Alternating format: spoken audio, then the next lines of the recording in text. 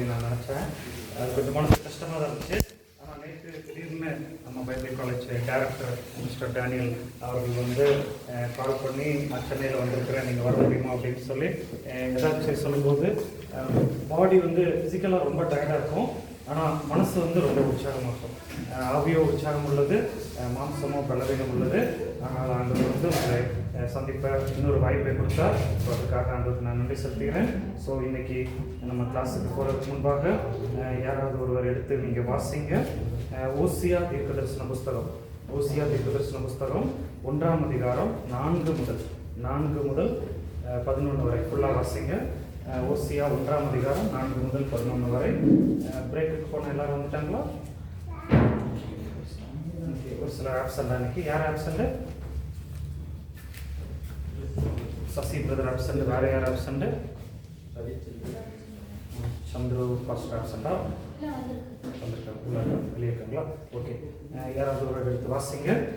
ஓசியா தீர்க்கதரிசன புஸ்தகம் 1ஆம் அதிகாரம் 4 முதல் 11 வரை. மற்றவங்க அதை தியானிங்க, அதை வாசிக்கிறது தியானிங்க. அப்பொழுது கர்த்தர் அவனை நோக்கி, இவனுக்கு இஸ்ரவேல் என்னும் பெயரிடு, ஏனெனில் இன்னும் கொஞ்ச காலத்திலே நான் ஏகூவின் வம்சத்தாரிடத்திலே இஸ்ரவேலின் இரத்த பலியை விசாரித்து இஸ்ரவேல் வம்சத்தாரின் ராஜ்யபாரத்தை ஒழிய பண்ணுவேன். அந்நாளில் இஸ்ரவேலின் பள்ளத்தாக்கிலே இஸ்ரவேலின் வில்லை முறிப்பேன் என்றார். அவள் திரும்ப கர்ப்பம் தரித்து ஒரு குமாரத்தியை பெற்றாள். அப்பொழுது அவர் அவனை நோக்கி, இவளுக்கு லோருகாமா என்னும் பெயரிடு, ஏனெனில் நான் இனி இஸ்ரவேல் வம்சத்தாருக்கு இரக்கம் செய்வதில்லை, நான் அவர்களை முழுவதும் அகற்றி விடுவேன். யூதாவின் வம்சத்தாருக்கோ நான் இரக்கம் செய்வேன். வில்லினாலும் பட்டயத்தினாலும் யுத்தத்தினாலும் குதிரைகளினாலும் குதிரை வீரனினாலும் நான் அவர்களை ரட்சியாமல் அவர்களுடைய தேவனாகிய கர்த்தராலே அவர்களை ரட்சிப்பேன் என்றார். அவள் லோருகாமை நிலை மறக்க பண்ணின பிற்பாடு கர்ப்பம் தரித்து ஒரு குமாரனை பெற்றாள். அப்பொழுது அவர், இவனுக்கு லோகமி என்னும் பெயரிடு, ஏனெனில் நீங்கள் என் ஜனம் அல்ல, நான் உங்கள் தேவனாய் இருப்பதில்லை. என்றாலும் இஸ்ரவேல் புத்திரரின் தொகை அளக்கவும் எண்ணவும் கூடாத கடற்கரை மணலை போலிருக்கும். நீங்கள் என் ஜனம் அல்ல என்று அவர்களுக்கு சொல்வதற்கு பதிலாக நீங்கள் ஜீவனுள்ள தேவனுடைய பிள்ளைகள் என்று அவர்களுக்கு சொல்லப்படும். அப்பொழுது யூதா புத்திரரும் இஸ்ரவேல் புத்திரரும் ஏகமாய் கூட்டப்பட்டு அவர்களுக்கு ஒரே அதிபதியை ஏற்படுத்தி தேசத்திலிருந்து புறப்பட்டு வருவார்கள். இஸ்ரவேலின் நாள் பெரிதாக இருக்கும். நல்லா பைபிள் ரீட் பண்ணீங்க சிஸ்டர். காட் உங்களை பிளஸ் பண்ணுவாராக. ஓகே, பாருங்க, நான் இருக்கும்போது சார் என்னாகமத்திலிருந்து கிளாஸ் எடுத்துருக்காங்க. ஸோ நான் அதை உட்காந்து கேட்டுட்டு இருந்தேன். சாரோட கிளாஸ் நீங்கள் கீனாக ஃபாலோ பண்ணிங்கன்னா, நல்லா கவனித்து கேட்டிங்கன்னா அது நல்ல கிளாஸ். ஓகேவா? ஸோ நம்ம வாங்கி கொள்ள வேண்டும். அவர் போடுகிற அந்த கிளாஸை நம்ம கேட்ச் பிடித்து கொள்ள வேண்டும். ஸோ நாங்கள் சில நேரம் என்ன பண்ணுவோம்னா, உங்கள் பாக்கெட்டில் பாலை போட்டு விடுவோம். பட் சார் போடுற வார்த்தைகளை நீங்கள் பெற்றுக்கொள்ளும் போது அது நல்ல ஸ்பெஷல் இது. ஸோ உங்கள் அட்டென்ஷனை நீங்கள் ஃபுல்லாக வைக்கும்போது அது உங்களுக்கு பிரயோஜனமாக இருக்கும். ஸோ அதை நான் தியானிக்கும் போது நேற்றைய தினம் நான் இன்னொரு இடத்துல இந்த கிளாஸ் நான் எடுத்தேன். ஸோ அதுலேருந்து ஒரே ஒரு பாயிண்ட் மாத்திரம் சொல்லிவிட்டு இந்த இதுக்குள்ள நான் கடந்து செல்லலாம்.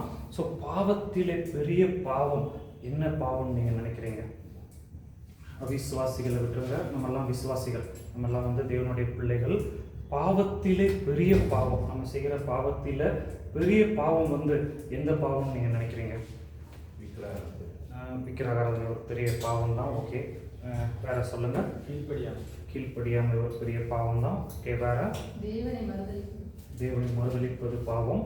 ஓகே, என்னாகமத்திலிருந்து சொல்லுங்க பார்ப்போம். என்னாகமம் நீங்கள் படிச்சீங்க, புக் ஆஃப் நம்பர்ஸ்லேருந்து சொல்லுங்க பார்ப்போம்.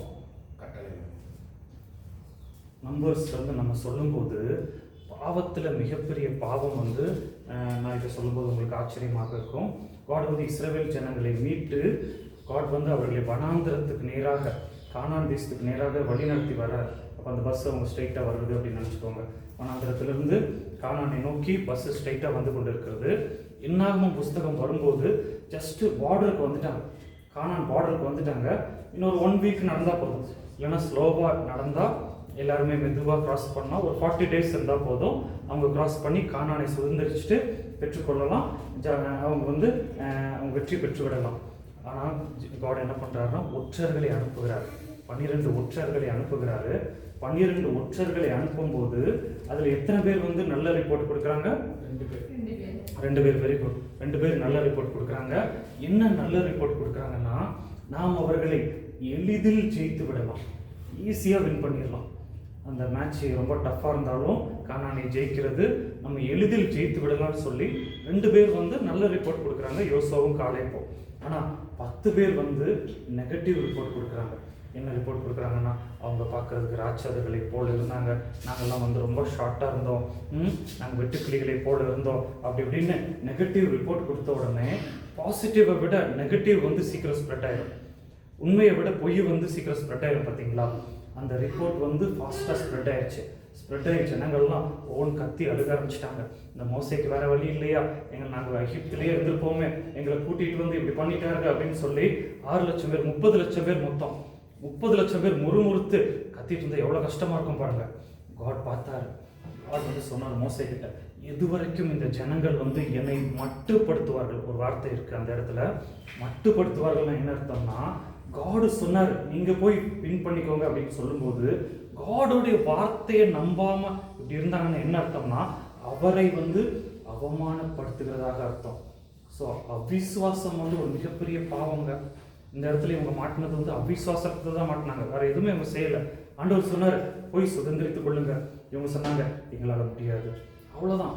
காட் மிகுந்த கோபம் அடைந்து என்ன பண்ணிட்டாருன்னா, அவங்க பஸ்ஸை வந்து சுற்றி வர பண்ணிட்டார். ஸ்ட்ரைட்டாக போக விடாமல் அப்படியே சுற்றி வந்து 40 வருஷம் இப்படியே சுற்றிட்டு இருந்தாங்க. எவ்வளோ கஷ்டமாக இருந்திருக்கும் பாருங்க. ஸோ நான் வந்து என்ன சொல்லுவேன்னா, விசுவாசிகளுக்கு மிகப்பெரிய பாவம் வந்து ஒன் ஆஃப் த மிகப்பெரிய பாவம் வந்து அவிசுவாசம். அவிசுவாசப்பட்டோம்னா நம்ம வந்து அவருடைய வார்த்தையை வந்து அவமாக்குறோம். அவருக்கு வந்து நம்ம ரெஸ்பெக்ட் கொடுக்கறது இல்லை. ஒரு பிரைம் மினிஸ்டர் இல்லைன்னா நம்ம கூடலூருடைய ஒரு பிரசிடென்ட், பெரிய ஒரு பணக்காரர் வந்து ஒரு காரியம் சொல்கிறாருன்னு வைங்க, உனக்கு நான் 1 லட்சம் ரூபாய் தருவேன் அப்படின்னு சொன்னால் நம்ம அதை நம்புகிறோம். அவர்கிட்ட போய் அவருடைய வாசலில் போய் நின்று கொண்டு இருக்கிறோம், அதை பெற்றுக்கொள்ளுகிறோம். ஒரு சாதாரண மனிதன், ஆனால் அவர் மிகப்பெரிய பணக்காரப்பா, அவர் தந்துருவார்ப்பா அப்படின்னு சொல்லி நம்ம பேசிகிட்டே இருப்போம், அதை நம்புவோம். அதை விட மிகப்பெரிய காடு சொல்லும்போது நம்மளால் பிலீவ் பண்ண முடியலைன்னா அது என்ன அர்த்தம்னா, நம்ம அவரை அவமானப்படுத்துகிறோம் அப்படின்னு அர்த்தங்க. ஸோ அவிசுவாசம் வந்து மிகப்பெரிய பாவம். இன்றைக்கு யாராவது அந்த அவிசுவாசத்தில் இருப்பீங்கன்னா, அவிசுவாசத்திலிருந்து நம்ம வெளியே வர நம்ம முயற்சி பண்ணுவோம். ஆண்டவர் நமக்கு கிருபை தருவாராக. மறுபக்கத்தில் ரூத் என்ன பண்ணாங்கன்னா, ரூத் வந்து விசுவாசிச்சாங்க. ரூத் வந்து விசுவாசித்து ஒரே ஒரு வார்த்தை, உம்முடைய ஜனம் என்னுடைய ஜனம், உம்முடைய தெய்வம் என்னுடைய தெய்வம்னு சொல்லி ஒரே ஒரு வார்த்தை, விசுவாச வார்த்தையை சொன்னாங்க. காட் ரூத்தை மேலே தூக்கி வைத்து விட்டார்கள். ஸோ பாவத்தில் மிகப்பெரிய பாவம் நம்ம நினச்சிட்டு இருக்கிறது, கொலை பண்ணுறது, கொள்ளையடிக்கிறது, விபச்சாரம் பண்ணுறது, இதுதான் பெரிய பெரிய பாவம் நினைத்து கொண்டு இருக்கிறோம். ஆனால் அதுக்கு ஈக்குவலாக இல்லைன்னா அதை விட மேலான பாவம் வந்து அவிசுவாசம். நம்மளுடைய பேரே வந்து விசுவாசி. விசுவாசினா எப்படின்னா நம்ம வந்து விசுவாசி, பிலீவர். அப்போ விசுவாசத்தை நம்மகிட்ட இருந்து எடுத்துட்டோம்னா, மீனை வந்து தண்ணிக்குள்ளே இருந்து தூக்குனது மாதிரி, தண்ணிக்குள்ளே இருந்து மீனை தூக்கி பாருங்க என்ன ஆகும், மீன் துடிச்சு இறந்து போயிடும். ஸோ விசுவாசத்தை நம்மகிட்ட இருந்து எடுத்துட்டோம்னா நம்ம ஆவியில் செத்தவர்கள், நம்ம மீனை போல மாறி நம்ம போடுவோம். ஸோ அவிசுவாசம் நீங்கும்படி ஆண்டவர் நமக்கு கிருபை தருவாராக. தேவன் தம்மை பெரிய காரியங்கள் செய்வாராக. இந்த இன்ட்ரடக்ஷனோடு உங்களை வாழ்த்துக்கிறேன். மிக்க மகிழ்ச்சி. இத்தனை பேர் நீங்கள் வந்து பைபிள் ஸ்டடி படித்து கொண்டு இருக்கிறீங்க. உலகத்துக்கு உங்களை தெரியாமல் இருக்கலாம், நீங்கள் உலகத்துக்கு வந்து அற்பமாக எண்ணப்பட்டவர்களாக இருக்கலாம். ஆனால் ஆண்டவருடைய பார்வையில் பெரிய ஆட்களாக நம்ம ஆண்டவர் வைப்பார்.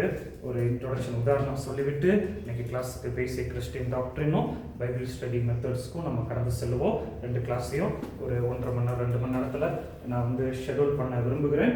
ஒரு எக்ஸாம்பிள் சொல்லிவிட்டு, அப்போ வந்து ஒரு சிஸ்டர் இருந்தாங்களாம் ஒரு ஊரில் சிஸ்டர் இருக்கும்போது, சிஸ்டருக்கு வந்து பிசாசின் தொந்தரவு ஆகிவிட்டதாமா, பேய் பிடிச்சிருச்சாமா. பேய் பிடிக்கும்போது ஒரு ஊரில் உள்ள மிகப்பெரிய ரெவரண்ட்டை வந்து கூப்பிட்டாங்களாமா, அந்த பிசாசை துரத்தி விடுவதற்கு கூப்பிட்டாங்களாமா. இது என்னன்னு எனக்கும் புரிய மாட்டேங்குது. அதிகமாக பேய் பிடிக்கிறது யாருக்கு பிடிக்கும்னா சிஸ்டர்ஸ் தான் பிடிக்கும். அதிகமாக ஆவியில் பரிசுத்தாவி வருவதற்கும் அவர்களுக்கு தான் வரும். கரெக்டு தானே சிஸ்டர்ஸ்? அதிகமாக பேய் பிடிச்சி ஆடுறது சர்ச்சில் யார் ஆடுவாங்க? அதிகமாக ஆவியில் நம்புறது அது வரும். ஏன்னா சிஸ்டர்ஸ் வந்து எல்லாத்தையும் ஈஸியாக இடம் கொடுத்துருவாங்க. ஆவியானவர் வந்தாலும் ஈஸியாக கதவை திறந்து விட்டுருவாங்க. அசுத்தாவி வந்தாலும் கதவை திறந்து விட்டுருவாங்க ஈஸியாக. ஸோ அவர்களுக்கு அதிகமாக வரும். ஸோ நடந்துச்சாமோ அந்த பட்டணத்தில் உள்ள ஒரு பெரிய ரெவரண்ட்டை வந்து இன்வைட் பண்ணாங்களாம். ரெவரண்ட் வந்து அப்படியே வந்தாராமா, வந்து கோட் ஷூட் போட்டு அப்படியே வந்தாராமா, வந்து கார்லாம் திறந்து விட்டாங்களாமா. அப்படி உள்ள வந்து நிறைய மக்கள் சுற்றி பார்த்து கொண்டு இருக்கிறாங்க. ரெவரண்ட் என்ன பண்ண போறாருன்னு சொல்லி பார்த்துட்டு இருக்கிறாங்க. அப்படி நடுவில் வந்து பார்த்தாராம், சுற்றி முற்றி நிறைய பீப்புள் இருக்கிறாருன்னு சொல்லி பார்த்தாராம். அந்த சிஸ்டர் கிட்ட கேட்டாராம், அந்த அசுத்தாவி பிடித்த அவங்கள பார்த்து கேட்டாராம், அசுத்தாவியை போறியா இல்லையா அப்படின்னு சொல்லி கேட்டாராம். அந்த அசுத்தாவி சொல்லிடுச்சா, போகமாட்டேன் அப்படின்னு சொல்லிடுச்சாமா. இவருக்கு ரொம்ப ஷேமாகி போச்சாமா. சுற்றி முற்றி பார்க்குறாராமா, எல்லாரும் இவரை பார்த்து கொண்டே இருக்கிறாங்க, என்ன பண்ணுறதுன்னு தெரியல.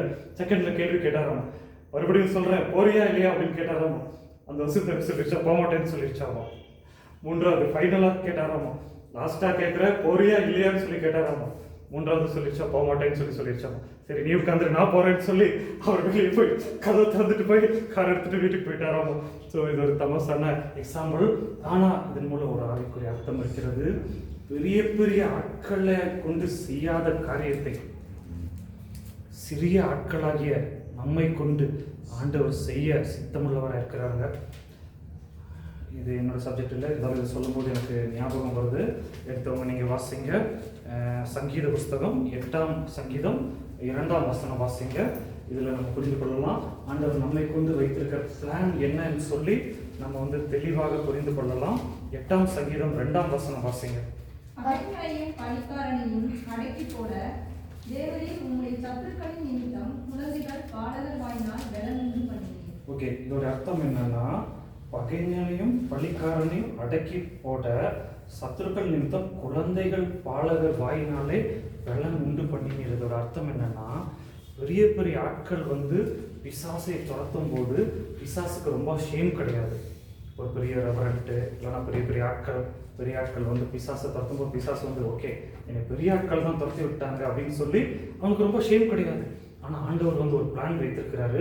சின்ன பிள்ளைகளை கொண்டு பகைஞனையும் பழிக்காரனையும் அடக்கி போட குழந்தைகள் பாலகர் வாயினாலே பலன் உண்டு பண்ணினீர். நம்ம நினைக்கிறோம் பெரியவங்களுக்கு மாத்திரம்தான் பரிசுத்தாவி கிடைக்கும்னு நினைக்கிறோம். ஆனால் வசனத்தில் வந்து ஆதாரம் இருக்கிறது. சின்ன பிள்ளைங்களுக்கும் பரிசுத்தாவியானவரை ஆண்டவர் தந்தருகிறார். எதற்குனா அவங்க வாயிலிருந்து பிசாசை துரத்துவதற்காக. பிசாசுக்கு அது பயங்கர ஷேம். ஒரு சின்ன பொடிப்பையன் என்னை துரத்தி விட்டுட்டான். அந்த இடத்துக்கு போனேன், கூடலூருக்கு போனேன், பெட்டக்குறும்பு ஆஃபீஸ்க்கு போனேன். ஒரு சின்ன பையன் வந்திருந்தான். சின்ன பையன் வந்து என்னைய துரத்தி விட்டுட்டான்னு சொல்லி ஷேமாக வந்து போய் வெளியே போய் சொல்லிட்டு இருப்பான். ஸோ நம்ம புரிந்து கொள்ளுங்க, ஆண்டவருடைய பிளான் இதுதான். அதுதான் ஆண்டவருடைய பிளான் பாருங்க. ஸோ டேவிட் வந்து கோலியாத் அடிக்கிறான். டேவிட் சின்ன பையன், கோலியாத் மிகப்பெரிய யுத்த வீரன். ஸோ டேவிட் வந்து கோலியாத்தை அடிக்கும்போது கோலியாத்துக்கு பெரிய ஷேம். ஏன்னா சின்ன பையன் பெரிய உங்களை அடிக்கும்போது அவனுக்கு ஷேம். சவுல் ராஜா கோலியாத்தை அடிச்சிருந்தாருன்னா நியூஸ் பேப்பரில் லாஸ்ட் பேஜில் வந்துடும். பெரிய நியூஸ் கிடையாது. ஒரு ராஜா இன்னொரு ராஜாவை அடிச்சிட்டா அப்படின்னு சொல்லி. சின்ன பையன் டேவிட் வந்து பெரிய கோலியாத்தை அடித்ததுனால அது மிகப்பெரிய நியூஸுங்க. ஸோ நல்லா புரிந்து கொள்ளுங்க, ஆண்டவர் நம் கையில் வைத்திருக்கிறார். இந்தியாவை நம் கையில் கொடுக்க ஆண்டவர் சித்தமுள்ளவராக இருக்கிறார். இந்திய தேசத்தை சுதந்திரிப்பதற்காக. அதுக்கு தான் நம்ம பைபிள் ஸ்டடி அதுக்காக தான் வந்திருக்கிறோம்.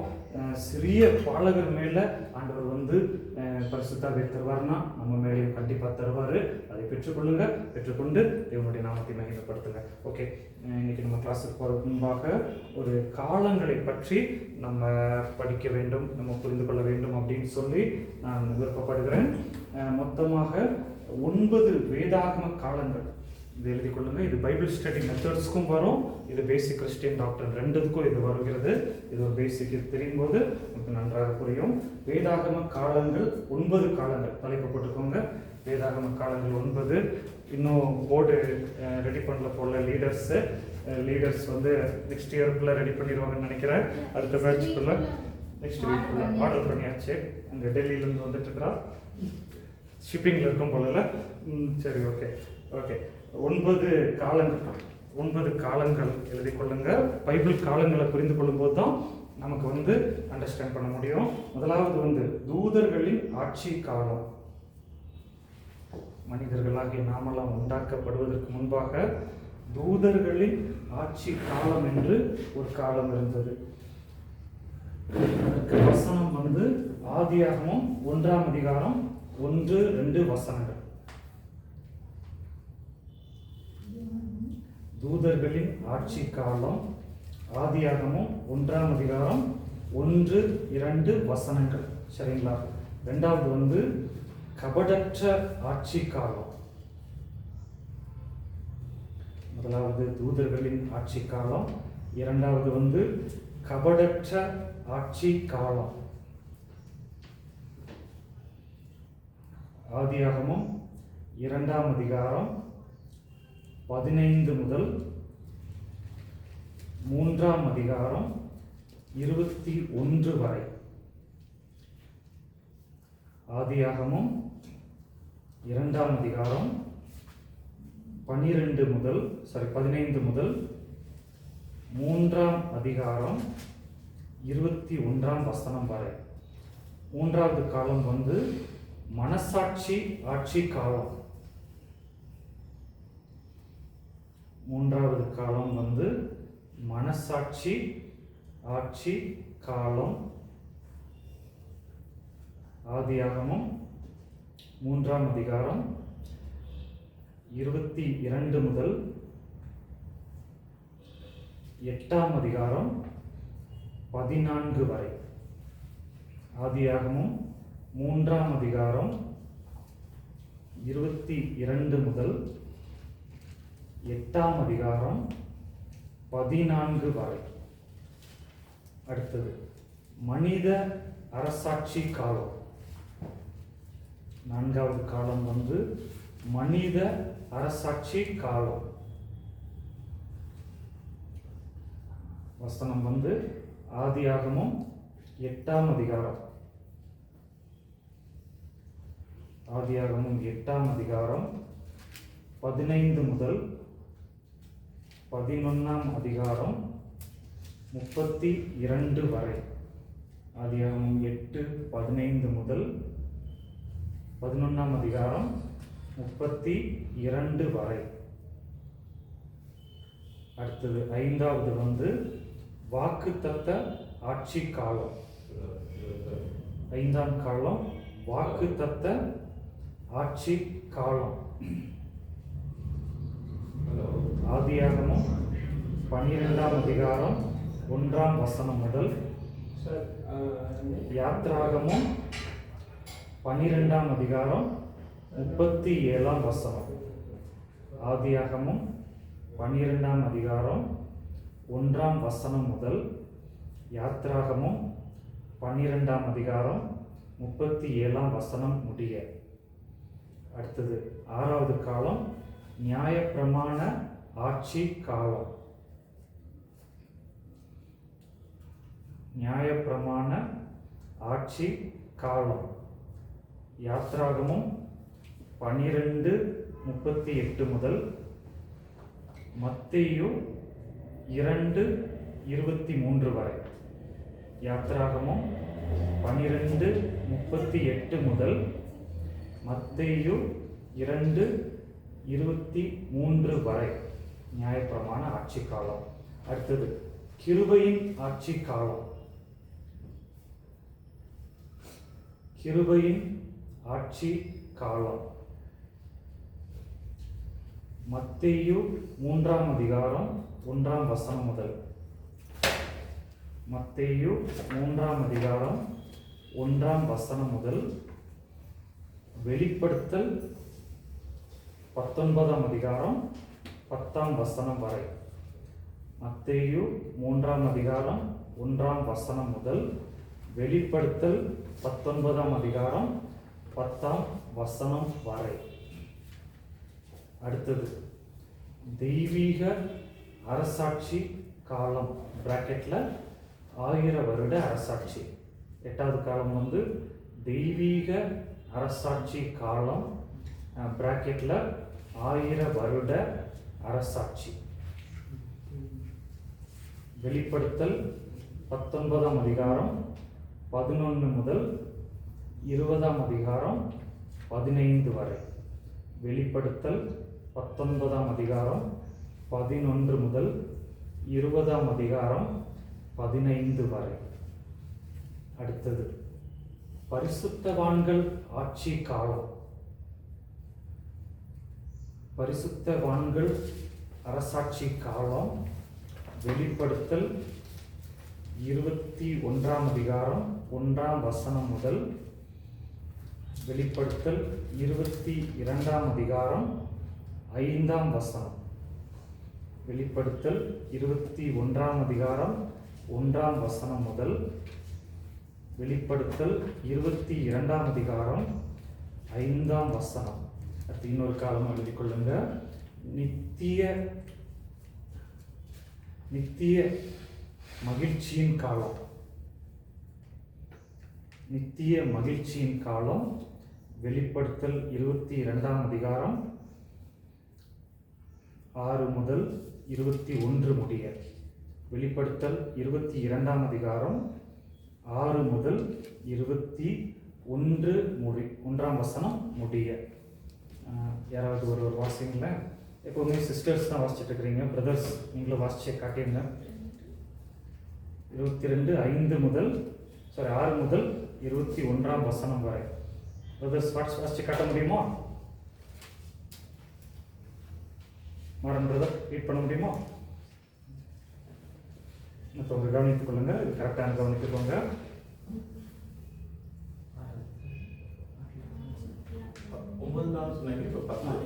கடைசி 10வது காலம் நித்திய மகிழ்ச்சி காலம். சரிங்களா? 10வது ஒரு எக்ஸ்ட்ரா காலம் தான். 9 தான் மெயின், இது எக்ஸ்ட்ரா. சரிங்களா? ஓகே, யாராவது ரீட் பண்ணுங்க. சரி, பிரதர்ஸ் ரீட் பண்ணலாம், சிஸ்டர்ஸ் ரீட் பண்ணுங்க. தூதர்களின் ஆட்சி காலம், கபடற்ற ஆட்சி காலம்.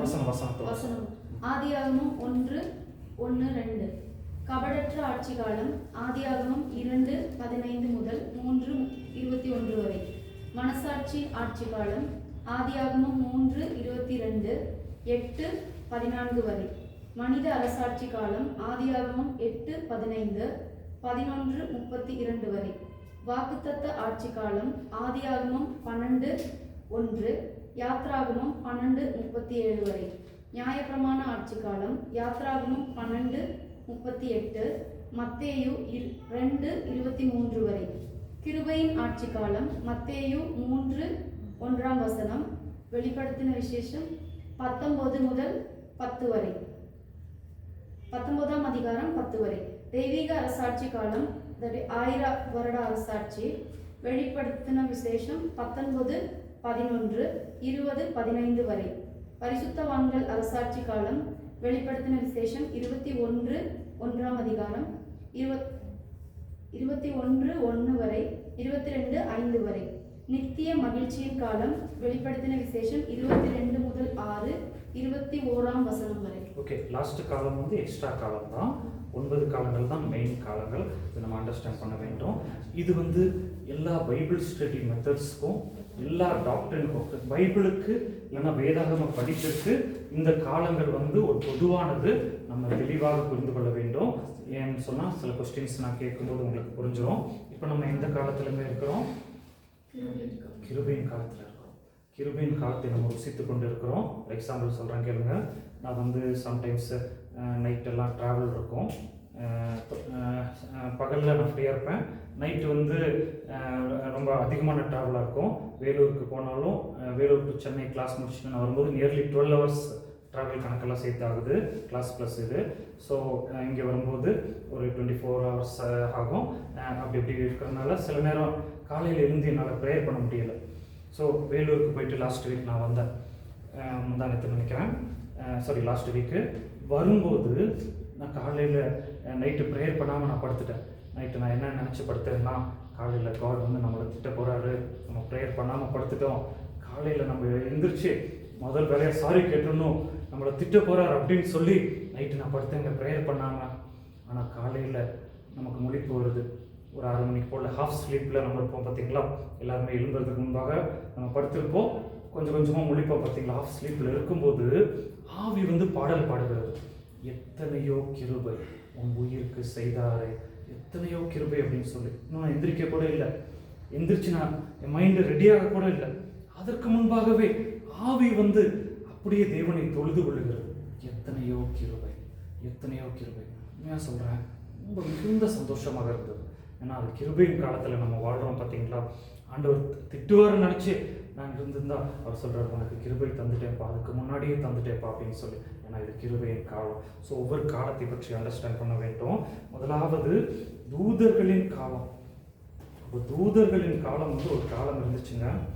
தூதர்கள் வாழ்ந்து கொண்டு இருந்தாங்க, பரிசுத்த தூதர்கள் இருந்தாங்க. ஆண்டவர் வந்து 3 முக்கிய தூதர்களை படைத்தார். முதல் தூதர் பேர் என்ன சொல்லுங்க? மிகாவேல் வந்து அவர் யுத்தம் பண்றதுக்காக படைக்கப்பட்டவர். தெரிஞ்சவங்க தெரியாதவங்க எழுதி கொள்ளுங்க. மிகாவேலுடைய ஒர்க் என்னங்க? யுத்தம் பண்ணுவதற்காக, வார் ஏஞ்சல். 3 பிரதான தூதர்களை ஆண்டவர் படைத்தாரு. இங்கிலீஷ்ல ஆர்க்ஏஞ்சல்ஸ். ஆர்க்ஏஞ்சல்ஸ்ல ஃபர்ஸ்ட் பெரிய தூதன் வந்து மைக்கேல். இங்கிலீஷ்ல வந்து மைக்கேலுடைய வேலை என்னன்னா, மிகாவேலுடைய வேலை என்னன்னா, அவர் வந்து யுத்தம் செய்ய வேண்டும், இதற்காக படைக்கப்பட்டவர். 2வது தூதன் வந்து காப்ரியலுடைய ஒர்க் என்ன தெரியுமா? செய்தி பாஸ் பண்ணுவது, மெசஞ்சர். அவர் வந்து காட் கிட்ட இருந்து நியூஸை கொண்டு வந்து நம்ம கிட்ட சேர்ப்பது, இது அவருடைய முக்கியமான ஒர்க்கு. ஸோ அவருக்கு கீழே ஒரு டீம் இருக்கும். மிகாவேல் கீழே ஒரு தூதர்களுடைய டீம் இருப்பாங்க, காப்ரியலுக்கு கீழே ஒரு டீம் இருப்பாங்க. 3வது முக்கிய தூதன் வந்து லூசிஃபருடைய ஒர்க் என்னன்னா, வர்ஷிப் லீடர், ஆராதனை லீடர். ஆராதனை செய்வதற்காக அவர் வந்து படைக்கப்பட்டவர். அவ்வளோ அழகுள்ளவனாகும். லாஸ்ட் வீக் குட்லூர் போகும்போது நான் என்ன பண்ணேன்னா, மைசூர் போயிட்டேன். மைசூரில் போய் பார்க்காத இடங்கள், நமக்கு மைசூரில் தெரிஞ்சது ஜூவு, பேலஸு, பிருந்தாவன், அப்படிதான் நமக்கு தெரியும். பார்க்காத இடங்கள் என்ன இருக்குன்னு சொல்லி எங்கள் அக்கா கிட்ட கேட்டு கூட்டிகிட்டு போக சொன்னால், ரயில்வே மியூசியம் ஒரு மியூசியம் இருக்குங்க. யாராவது போயிருக்கிறீங்களா? மைசூரில் ரயில்வே மியூசியம் போயிருக்கிறீங்களா? ரயில்வே ஸ்டேஷன் பக்கத்துலேயே இருக்குது.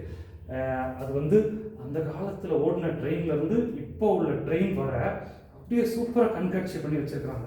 ராஜாக்கள் காலத்துலேருந்து ராஜாக்கள் எப்படி ட்ரெயினில் போனாங்க, அந்த காலத்தில் 3rd கிளாஸ் எப்படி இருந்தது, பிரிட்டிஷ் ட்ரெயின் எப்படி இருந்தது, இந்தியன் ட்ரெயின் சூப்பராக இருந்தது. எனக்கு வந்து ஓல்டு ஐட்டம்ஸ் வந்து ரொம்ப பிடிக்கும். ஸோ நான் அதை ரசித்து பார்த்துட்டு இருந்தேன். அதுக்கப்புறம் நான் லேக்குக்கு கூட்டிகிட்டு போனாங்க இந்த சிஸ்டர். லேக்குக்கு போகும்போது லேக்கில் வந்து பக்கத்தில் மயில், நம்ம கை தொடுற அளவுக்கு தூரம். நம்ம இங்கே காட்டில் தானே பார்த்துருப்போம், பக்கத்தில் பார்க்கணும் கஷ்டம் தானே. ஸோ சிலர் பார்த்துருப்பீங்க. இப்படி டச் பண்ணலாம் மயிலை. அப்படி டச் பண்ணுற தூரத்தில் பார்க்கும்போது தான் ஆண் மயில் தான் அப்படியே தோகையை விரித்து ஆடுது. மயிலில் பெண் மயிலோட ஆண் மயில் தான் அழகு போல நமக்கு தெரியும். அப்படியே பார்க்கும்போது என்ன அழகு தெரியுமா? அது அந்த நேச்சராக ஆண்டவர் வந்து அழகாக படைச்சிருக்கிறார். அந்த அந்த பறவையை ஆண்டவர் படைத்திருக்கிறார். எனக்கு அப்போ தான் ஞாபகம் வந்துச்சு. அது அப்படியே சிறகை விரிக்கும் போது அவ்வளோ அழகுங்க. பக்கத்தில் ஃபேஸ் டு ஃபேஸ் அப்படியே பார்க்குற மாதிரி பார்த்தோம். நீங்கள் போய் பார்த்துட்டு வாங்க, யாராவது பார்க்க விரும்பினா. அப்போ தான் நான் யோசித்தேன், லூசிஃபர் பற்றி பைபிளில் அப்படி தாங்க போட்டிருக்கு. அவ்வளோ அழகுள்ளவனா, அப்படியே அவன் வந்து சிறகை விரிக்கும் போது வர்ஷிப் கேட்குமாவும், மியூசிக் கேட்குமாவும். அவ்வளோ அழகு உள்ளவனாக, அவ்வளோ இசையாக ஆண்டவர் படைத்தார். இந்த லூசிஃபர் ஆண்டவர் படைத்திருக்கிறார். மயிலும் வந்து அவனுக்கு ஒரு ஒப்பாக சொல்லுவாங்க. ஸோ இதெல்லாம் பார்க்கும்போது எனக்கு தெரிஞ்சது. ஆனால் அவனுக்குள்ள ஒரு பெருமை. எவ்வளோ நாள் தான் நம்ம வந்து தேவனாய் கர்த்தர் பரிசுத்தர் பரிசுத்தர் பரிசுத்தர்னு கை தட்டிட்டு இருக்கிறோம். ஏன் நமக்கு 4 பேரை கை தட்டுறதுக்கு வைக்கக்கூடாதா அப்படின்னு சொல்லி ஒரு தாட் அவனுக்கு வந்ததுனால மேலேருந்து அப்படியே கீழே விழுந்துட்டாங்க. மேலேருந்து கீழே விழுந்து அவனோட டீம் அப்படியே கூட்டிகிட்டு வந்துட்டான். 3ல் 1 தூதர் இவன் கீழே கூட்டிகிட்டு வந்து இவங்க வந்து இது பண்ணுறாங்க. ஆனால் காட் வந்து ஒருத்தர் விழுந்தாலும், நல்லா புரிந்து கொள்ளுங்க, சில போதகர்கள் இருப்பாங்க, அவங்க வந்து நல்ல கிஃப்டோடு இருப்பாங்க. அவங்க சில நேரம் பாவத்தில் விழுந்து போயிடுவாங்க. விழுந்தாலும் அந்த கிஃப்ட்டை எடுக்க மாட்டாங்க. கிஃப்ட்டு வந்து ஆக்டிவேட் ஆகிட்டே இருக்கும். அதை நம்ம புரிந்து கொள்ள வேண்டும். லூசிஃபருடைய கிஃப்ட் எடுக்கலை. கிஃப்ட் எடுக்காமல் அவனுக்கு கிஃப்ட் இருக்குது. அந்த கிஃப்டை வைத்து அநேகரை வந்து அவன் வந்து வஞ்சித்து கொண்டு இருக்கிறான். இப்போ பாருங்கள், மைக்கேல் ஜாக்சனுடைய ப்ரோக்ராம்ஸு போன்ற இதெல்லாம் நான் சம்டைம்ஸ் பார்ப்பேன். என்ன இருக்கு அப்படின்னு சொல்லி யூடியூப்பில் பார்ப்பேன். அப்படி ஆடியன்ஸ் வந்து அப்படி கத்துவாங்க. மைக்கேல் ஜாக்சன் வந்து பாட்டு பாடினா ஜஸ்ட்டு ஆணும் பெண்ணும் வந்து அப்படியே ஒரு போதை பொருள் எடுத்தால் எப்படி இருக்கும், அப்படியே கத்துவாங்க எல்லாருமே. திடீர்னு 100கணக்கான பேர் வந்து இவனை கட்டி பிடிப்பாங்க. கட்டி பிடிச்சி இவனை ஒரு வழி பண்ணி விட்டுருவாங்க மைக்கேல் ஜாக்சன். எதனால? அவனை வந்து லூசிஃபர் பயன்படுத்திட்டு இருந்தான். லூசிஃபர் வந்து அவனுக்கு அந்த கிஃப்டை கொடுத்து அவன் சும்மா சாதாரண ஆள் இல்லைங்க. அந்த டான்ஸ் எல்லாம் சும்மா நீங்கள் பார்த்தீங்கன்னா மைக்கேல் ஜாக்சன் ஸ்டெப்ஸ் எல்லாம் இருக்குது. நாங்கள் பிபிஎஸ்லாம் கொஞ்சம் அதெல்லாம் எடுக்கணும்னு சொல்லி காப்பி எடுக்கணும்னு சொல்லி ஒரு சிலர்லாம் சொல்லிட்டு இருந்தாங்க. அதனால எனக்கு தெரியும். ஓகேங்களா, அந்த ஸ்டெப்ஸ் எல்லாம் தெரியுமா, அந்த மூன் வாக்கு அதெல்லாம் தெரியுமா, பார்த்துருப்பீங்களா? பார்க்கலன்னா பாருங்கள். அப்படி வந்து மயக்கி கொண்டு இருந்தான். ஆனால் மைக்கேல் ஜாக்சனோட முடிவு வந்து எப்படி இருந்துச்சுன்னா திடீர் மரணம், அகோர மரணம். அப்போ தான் நான் புரிந்து கொண்டேன், பிசாசு வந்து அப்படியே ஃபேம் கொடுப்பானாமோ, ஃபேமஸ் ஆக்குவானாமோ, மேலே தூக்குவானாமோ, மேலே மொத்தமாக தூக்கிட்டு தபார்னு மேலே வந்து கீழே போட்டுருவாங்க. கீழே போட்டு அவனுடைய மரணம் வந்து எப்படி மறிச்சானே தெரியலங்க. சாக வேண்டிய வயசு இல்லை, 50 வயசு தான். 50 வயசில் எப்படி மறித்தானே தெரியல. ஆனால் வேர்ல்டு ஃபேமஸ். அது வந்து லூசிஃபர் கொடுத்த கிஃப்ட். ஸோ வேலூர் கிளாஸில் வந்து நான் இதை ப்ரீச் பண்ணிட்டு இருந்தேன். நான் ப்ரீச் பண்ணி முடிச்சோன்னே ஃபீட்பேக் கேட்டேன். ஒரு பிரதர் வந்து சொன்னார், நான் வந்து வர்ஷிப் லீடர் பண்ணிட்டு இருந்தேன், இனிமேல் நான் வர்ஷிப் பண்ண மாட்டேன், நான் வந்து ஒன்லி ப்ரீச் பண்ணுவேன் அப்படின்னு சொல்லி ஒரு பிரதர் வந்து சொன்னார். நான் சொன்னேன், வர்ஷிப் லீடர் வந்து சம்டைம்ஸ் அட்டாக் ஆகிறதுக்கு ரொம்ப சான்ஸ் இருக்கு. ஆனால் நம்ம வந்து எப்படி இருக்கணும்னா நம்ம வந்து பயபக்தியோடு இருக்கணும் அப்படின்னு சொல்லி அவரை கரெக்ட் பண்ணி விட்டேன். ஸோ நம்ம பைபிள் ஸ்டடி படிக்கும்போது இந்த பக்கமும் சாஞ்சிடக்கூடாது, இந்த பக்கமும் சாஞ்சிடக்கூடாது. இனிமேல் நான் வர்ஷிப் பண்ண மாட்டேன்னு சொல்லி யாரும் சொல்லாதீங்க. வர்ஷிப் பண்ணணும், ஆனால் வந்து பயபக்தியோடு இருக்கணும். ஸோ அதுதான் இந்த 3வது தூதனுக்கு ஆண்டவர் கொடுத்தது.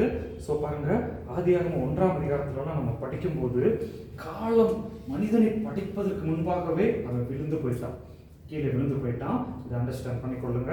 இந்த மைண்டில் வைத்துக்கொண்டு அடுத்த காலத்தை 2ஆம் காலம் வாசிங்க சிஸ்டர். கபடற்ற ஆட்சி காலம். கபடற்ற ஆட்சி காலம். இது நம்ம உணர்ந்து கொள்ள வேண்டும். இதில் என்ன இருக்குதுன்னா, அநேகர் வந்து கேள்வி கேட்பாங்க, ஆதாம் ஏவாள் என்ன பாஷை பேசினாரு அப்படின்னு கேள்வி கேட்பாங்க. சரிங்களா? 2வது வந்து என்ன கேட்பாங்கன்னா, ஆதாமுடைய பிள்ளைங்க யாரை கல்யாணம் பண்ணாங்க அப்படின்னு சொல்லி கேள்வி கேட்பாங்க. அதுக்கு ஆன்சர் வந்து இதில் இருக்குது. காலத்தை படித்து கொண்டால் இருக்குது. ஆதாம் ஏவாள் என்ன பாஷை பேசினாங்க நமக்கு கரெக்டாக தெரியல, ஹீப்ருவாக இருக்கலாம். ஆனால் நாங்கள் எப்படி வந்து கிளாஸில் சொல்லிக் கொடுப்போம்னா, ஹீப்ரு வந்து கிளாஸ் வைப்போம், ஸ்பெஷல் கிளாஸ் வைப்போம். ரொம்ப கஷ்டமாக இருக்கும் ஹீப்ரு படிக்கிறதுக்கு. அப்போ ஹீப்ரு படிக்க கஷ்டப்படுறவங்களை பார்த்து சொல்லுவோம், நீங்கள் வந்து பரலோகத்தில் போய் ஆதாம் ஏவாள் கிட்ட பேசணும்னா ஹீப்ரு இங்கே கற்றுக்கோங்க. ஹீப்ரு கற்றுக்கிட்டாதான் ஏவாள்கிட்ட போய் கேள்வி கேட்க முடியும். ஏம்மா அந்த கனியை புசிச்ச அப்படின்னு ஆதாம் கிட்ட போய் கேள்வி கேட்க முடியும் அப்படின்னு சொல்லி அவங்களை என்கரேஜ் பண்ணி படிக்க வைப்போம். ஓகே, பைபிளில் உள்ள விதமான கேள்வி, ஆதாம் ஏவாள் என்ன பாஷை பேசினாங்க, அடுத்தது ஆதாமுடைய பிள்ளைங்களாம் யாரை கல்யாணம் பண்ணாங்க, அதை நம்ம புரிந்து கொள்ள வேண்டும். அந்த காலம் வந்து கபடற்ற காலம், நன்மை தீமை தெரியாத காலம். ஸோ இன்னும் நியாயப்பிரமாணம் கொடுக்கப்படவில்லை. அண்டர்ஸ்டாண்ட் பண்ணிக்கொள்ளுங்க, நியாயப்பிரமாணத்துக்கு முந்தைய காலகட்டம். ஸோ மோஸ்ட் ப்ராபப்ளி அந்த காலத்தில் ரிலேட்டிவ்ஸ் தான் கல்யாணம் பண்ணியிருக்கிறாங்க, சொந்தத்தில் தான் கல்யாணம் பண்ணியிருக்கிறாங்க. அப்போ இங்கே இருந்துட்டு நான் பண்ணது தப்பு அப்படின்னு சொன்னீங்கன்னா, அந்த காலத்தில் ரூல்ஸ் இன்னும் கொடுக்கப்படவில்லை. அப்புறம் இன்னைக்கு நான் அது பண்ணட்டுமான்னு கேட்டால், இன்னைக்கு ரூல்ஸ் கொடுத்துட்டாங்க ஐயா, நீங்கள் ரூல்ஸ் கொடுத்தனால நீங்கள் பண்ணீங்கன்னா நீங்கள் வந்து நரகத்துக்கு போயிடுங்க ஐயா. சரிங்களா ஐயா? அது புரிந்து கொள்ளுங்க. ஸோ கபடற்ற ஆட்சி காலம் 2ஆம் அதிகாரம் 15 முதல் 3ஆம் அதிகாரம் 21 வரை அவங்களுக்கு மனசில் எதுவுமே இருக்காது. ஒரு சில்ட்ரனை போல் இருந்தாங்க, அவங்க பேபிஸை போல் இருந்தாங்க. அவங்களுக்கு வந்து மனசில் எதுவுமே இல்லை. அடுத்தது வந்து 3வது வந்து மனசாட்சி ஆட்சி காலம். 3ஆம் அதிகாரம் 22 முதல் 8ஆம் அதிகாரம் 14 வரை நல்லா கவனித்துக் கொள்ளுங்க. அந்த காலத்தில் யார் முக்கியமாக வாழ்ந்தாங்கன்னா, யாராவது சொல்லுங்க பார்ப்போம். 3ஆம் அதிகாரத்தில் இந்த 8ஆம் அதிகாரம் வரை யார் முக்கியமாக வாழ்ந்தாங்க, யாராவது சொல்லுங்க பார்ப்போம். நோவா. Very good. ஸோ நோவாவுடைய காலம் கீழ்ப்படியான மக்கள் வந்து அழிக்கப்பட்டார்கள். பார்த்தீங்களா? காட் அவர்களை எப்படி நியாயம் தீர்ப்பார் தெரியுமோ? மனசாட்சியின் படி தான் நியாயம் தீர்ப்பார். ஏன்னா அது வந்து மனசாட்சியின் காலம். இன்னும் நியாயப்பிரமாணம் வந்து கொடுக்கப்படவில்லை. நல்லா புரிந்து கொள்ளுங்க, காலங்கள் ரொம்ப இம்பார்ட்டன்ட்டு. மனசாட்சிப்படி நியாயம் தீர்ப்பார். ஸோ இது நம்ம எப்படி புரிந்து கொள்ளலாம்னா, சில அந்தமான்லலாம் சில சென்டிமெண்ட் ஐலாண்ட்லாம் இருக்காங்க, கேள்விப்பட்டிருக்கீங்களா? சென்டிமெண்ட் ஐலாண்டுன்னு ஒரு ஐலாண்ட் இருக்குது. அங்கெல்லாம் காஸ்பல் இன்னும் சொல்லப்படவில்லையா, உள்ள காட்டுக்குள்ளே இருக்கிற ஐலாண்ட் பீப்புள். சரிங்களா? காஸ்பல் இன்னும் சொல்லப்படவில்லையா. இப்போ காட் அவங்களே எப்படி நியாயம் தீர்க்க முடியும்? இயேசு ஏற்றுக்கொண்டாயானா கேட்டு நியாயம் தீர்க்க முடியும்? இல்லை, அவங்க மனசாட்சியின்படி தான் அவங்கள நியாயம் தீர்க்க முடியும். ஏன்னா இன்னும் அவங்க மனசாட்சிக்குள்ளே தான் இருக்கிறாங்க, இன்னும் அவங்க வெளியே வரவில்லை. ஓகேங்களா? ஸோ இதை நம்ம புரிந்து கொள்ள வேண்டும். ஸோ அந்த காலம் வந்து நோவா காலத்தில் மரித்த மக்களை வந்து மனசாட்சியின்படி தான் நியாயத்திருப்பாங்க. அடுத்தது வந்து மனித அரசாங்க ஆட்சி காலம், இது நம்ம அண்டர்ஸ்டாண்ட் பண்ண வேண்டும். அந்த காலம் வந்து ஆபிரகாம், ஈசாக்கு, யாக்கோபுடைய காலம், மனித அரசாட்சியின் ஆட்சி காலம். ஸோ இதோடைய அர்த்தம் என்னன்னா, ஒவ்வொரு ஊர்லேயும் ஒவ்வொரு ரூல்ஸ் இருக்கும். ஸோ எகிப்தில் ஒரு ரூல்ஸ் இருக்கும், இஸ்ரேல் இன்னும் உருவாக்கப்படவில்லை, வேற ஊரில் வேற ரூல்ஸ் இருக்கும், இன்னொரு ஊரில் இன்னொரு ரூல்ஸ் இருக்கும். ராஜா வந்து ஒரு சட்டம் வச்சிருப்பாரு. ஸோ இந்த ஊருக்கு நீ போனீங்கன்னா அந்த ராஜாவுடைய சட்டத்தை மீறினா நீ பாவம் செஞ்சுருவ, தப்பு செஞ்சுட்டேன்னு அர்த்தம். அந்த ஊருக்கு நீ போனீங்கன்னா அந்த ராஜாவுடைய சட்டத்தை நீ மீறினா நீ தப்பு செஞ்சுட்டேன்னு அர்த்தம்.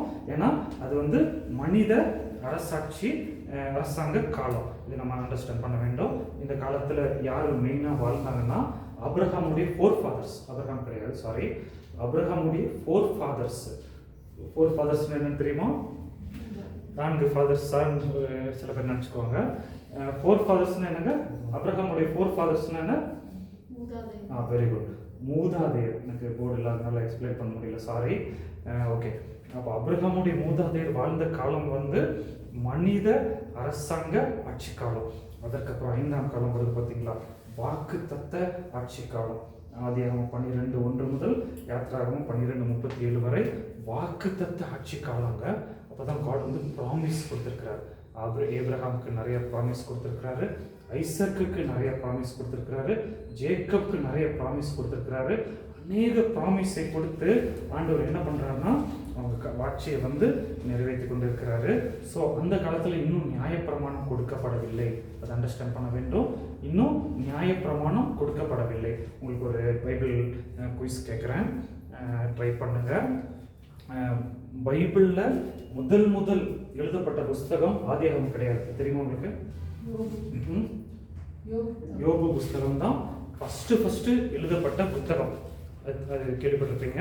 சரி, எதை வைத்து நம்ம சொல்ல முடியும் யோபு புத்தகம் என்று? எந்த ஆதாரத்தில் நம்ம சொல்ல முடியும்? ஓகே, எந்த ஆதாரத்தில்னா, யோபு வந்து தன் பிள்ளைகளுக்கு பலி செலுத்தும் போது ஒரு பிரீஸ்டை கூப்பிட்டு பிள்ளைகளுக்காக ப்ரேயர் பண்ணல, யோபுவே அப்பாவே ப்ரேயர் பண்றாரு. ஸோ பிரீஸ்டை கூப்பிட்டு ஆசாரியனை கூப்பிட்டு இது பண்ணல. ஸோ ஆசாரியன் எப்போ வந்தான்னா பின்னாடி லேவி காலத்தில் தான் ஆசாரியன் வந்திருக்காங்க. ஸோ யோபு வந்து அந்த காலத்தில் வந்து எந்த ஆட்சி காலத்தை சார்ந்தவர்? வாக்குத்தத்த காலத்தை சார்ந்தவர். அப்ரஹாம் யோபுவும் சமகாலத்தை சார்ந்தவங்க. ஓகேங்களா, ஒரே காலத்தில் வாழ்ந்தவங்க.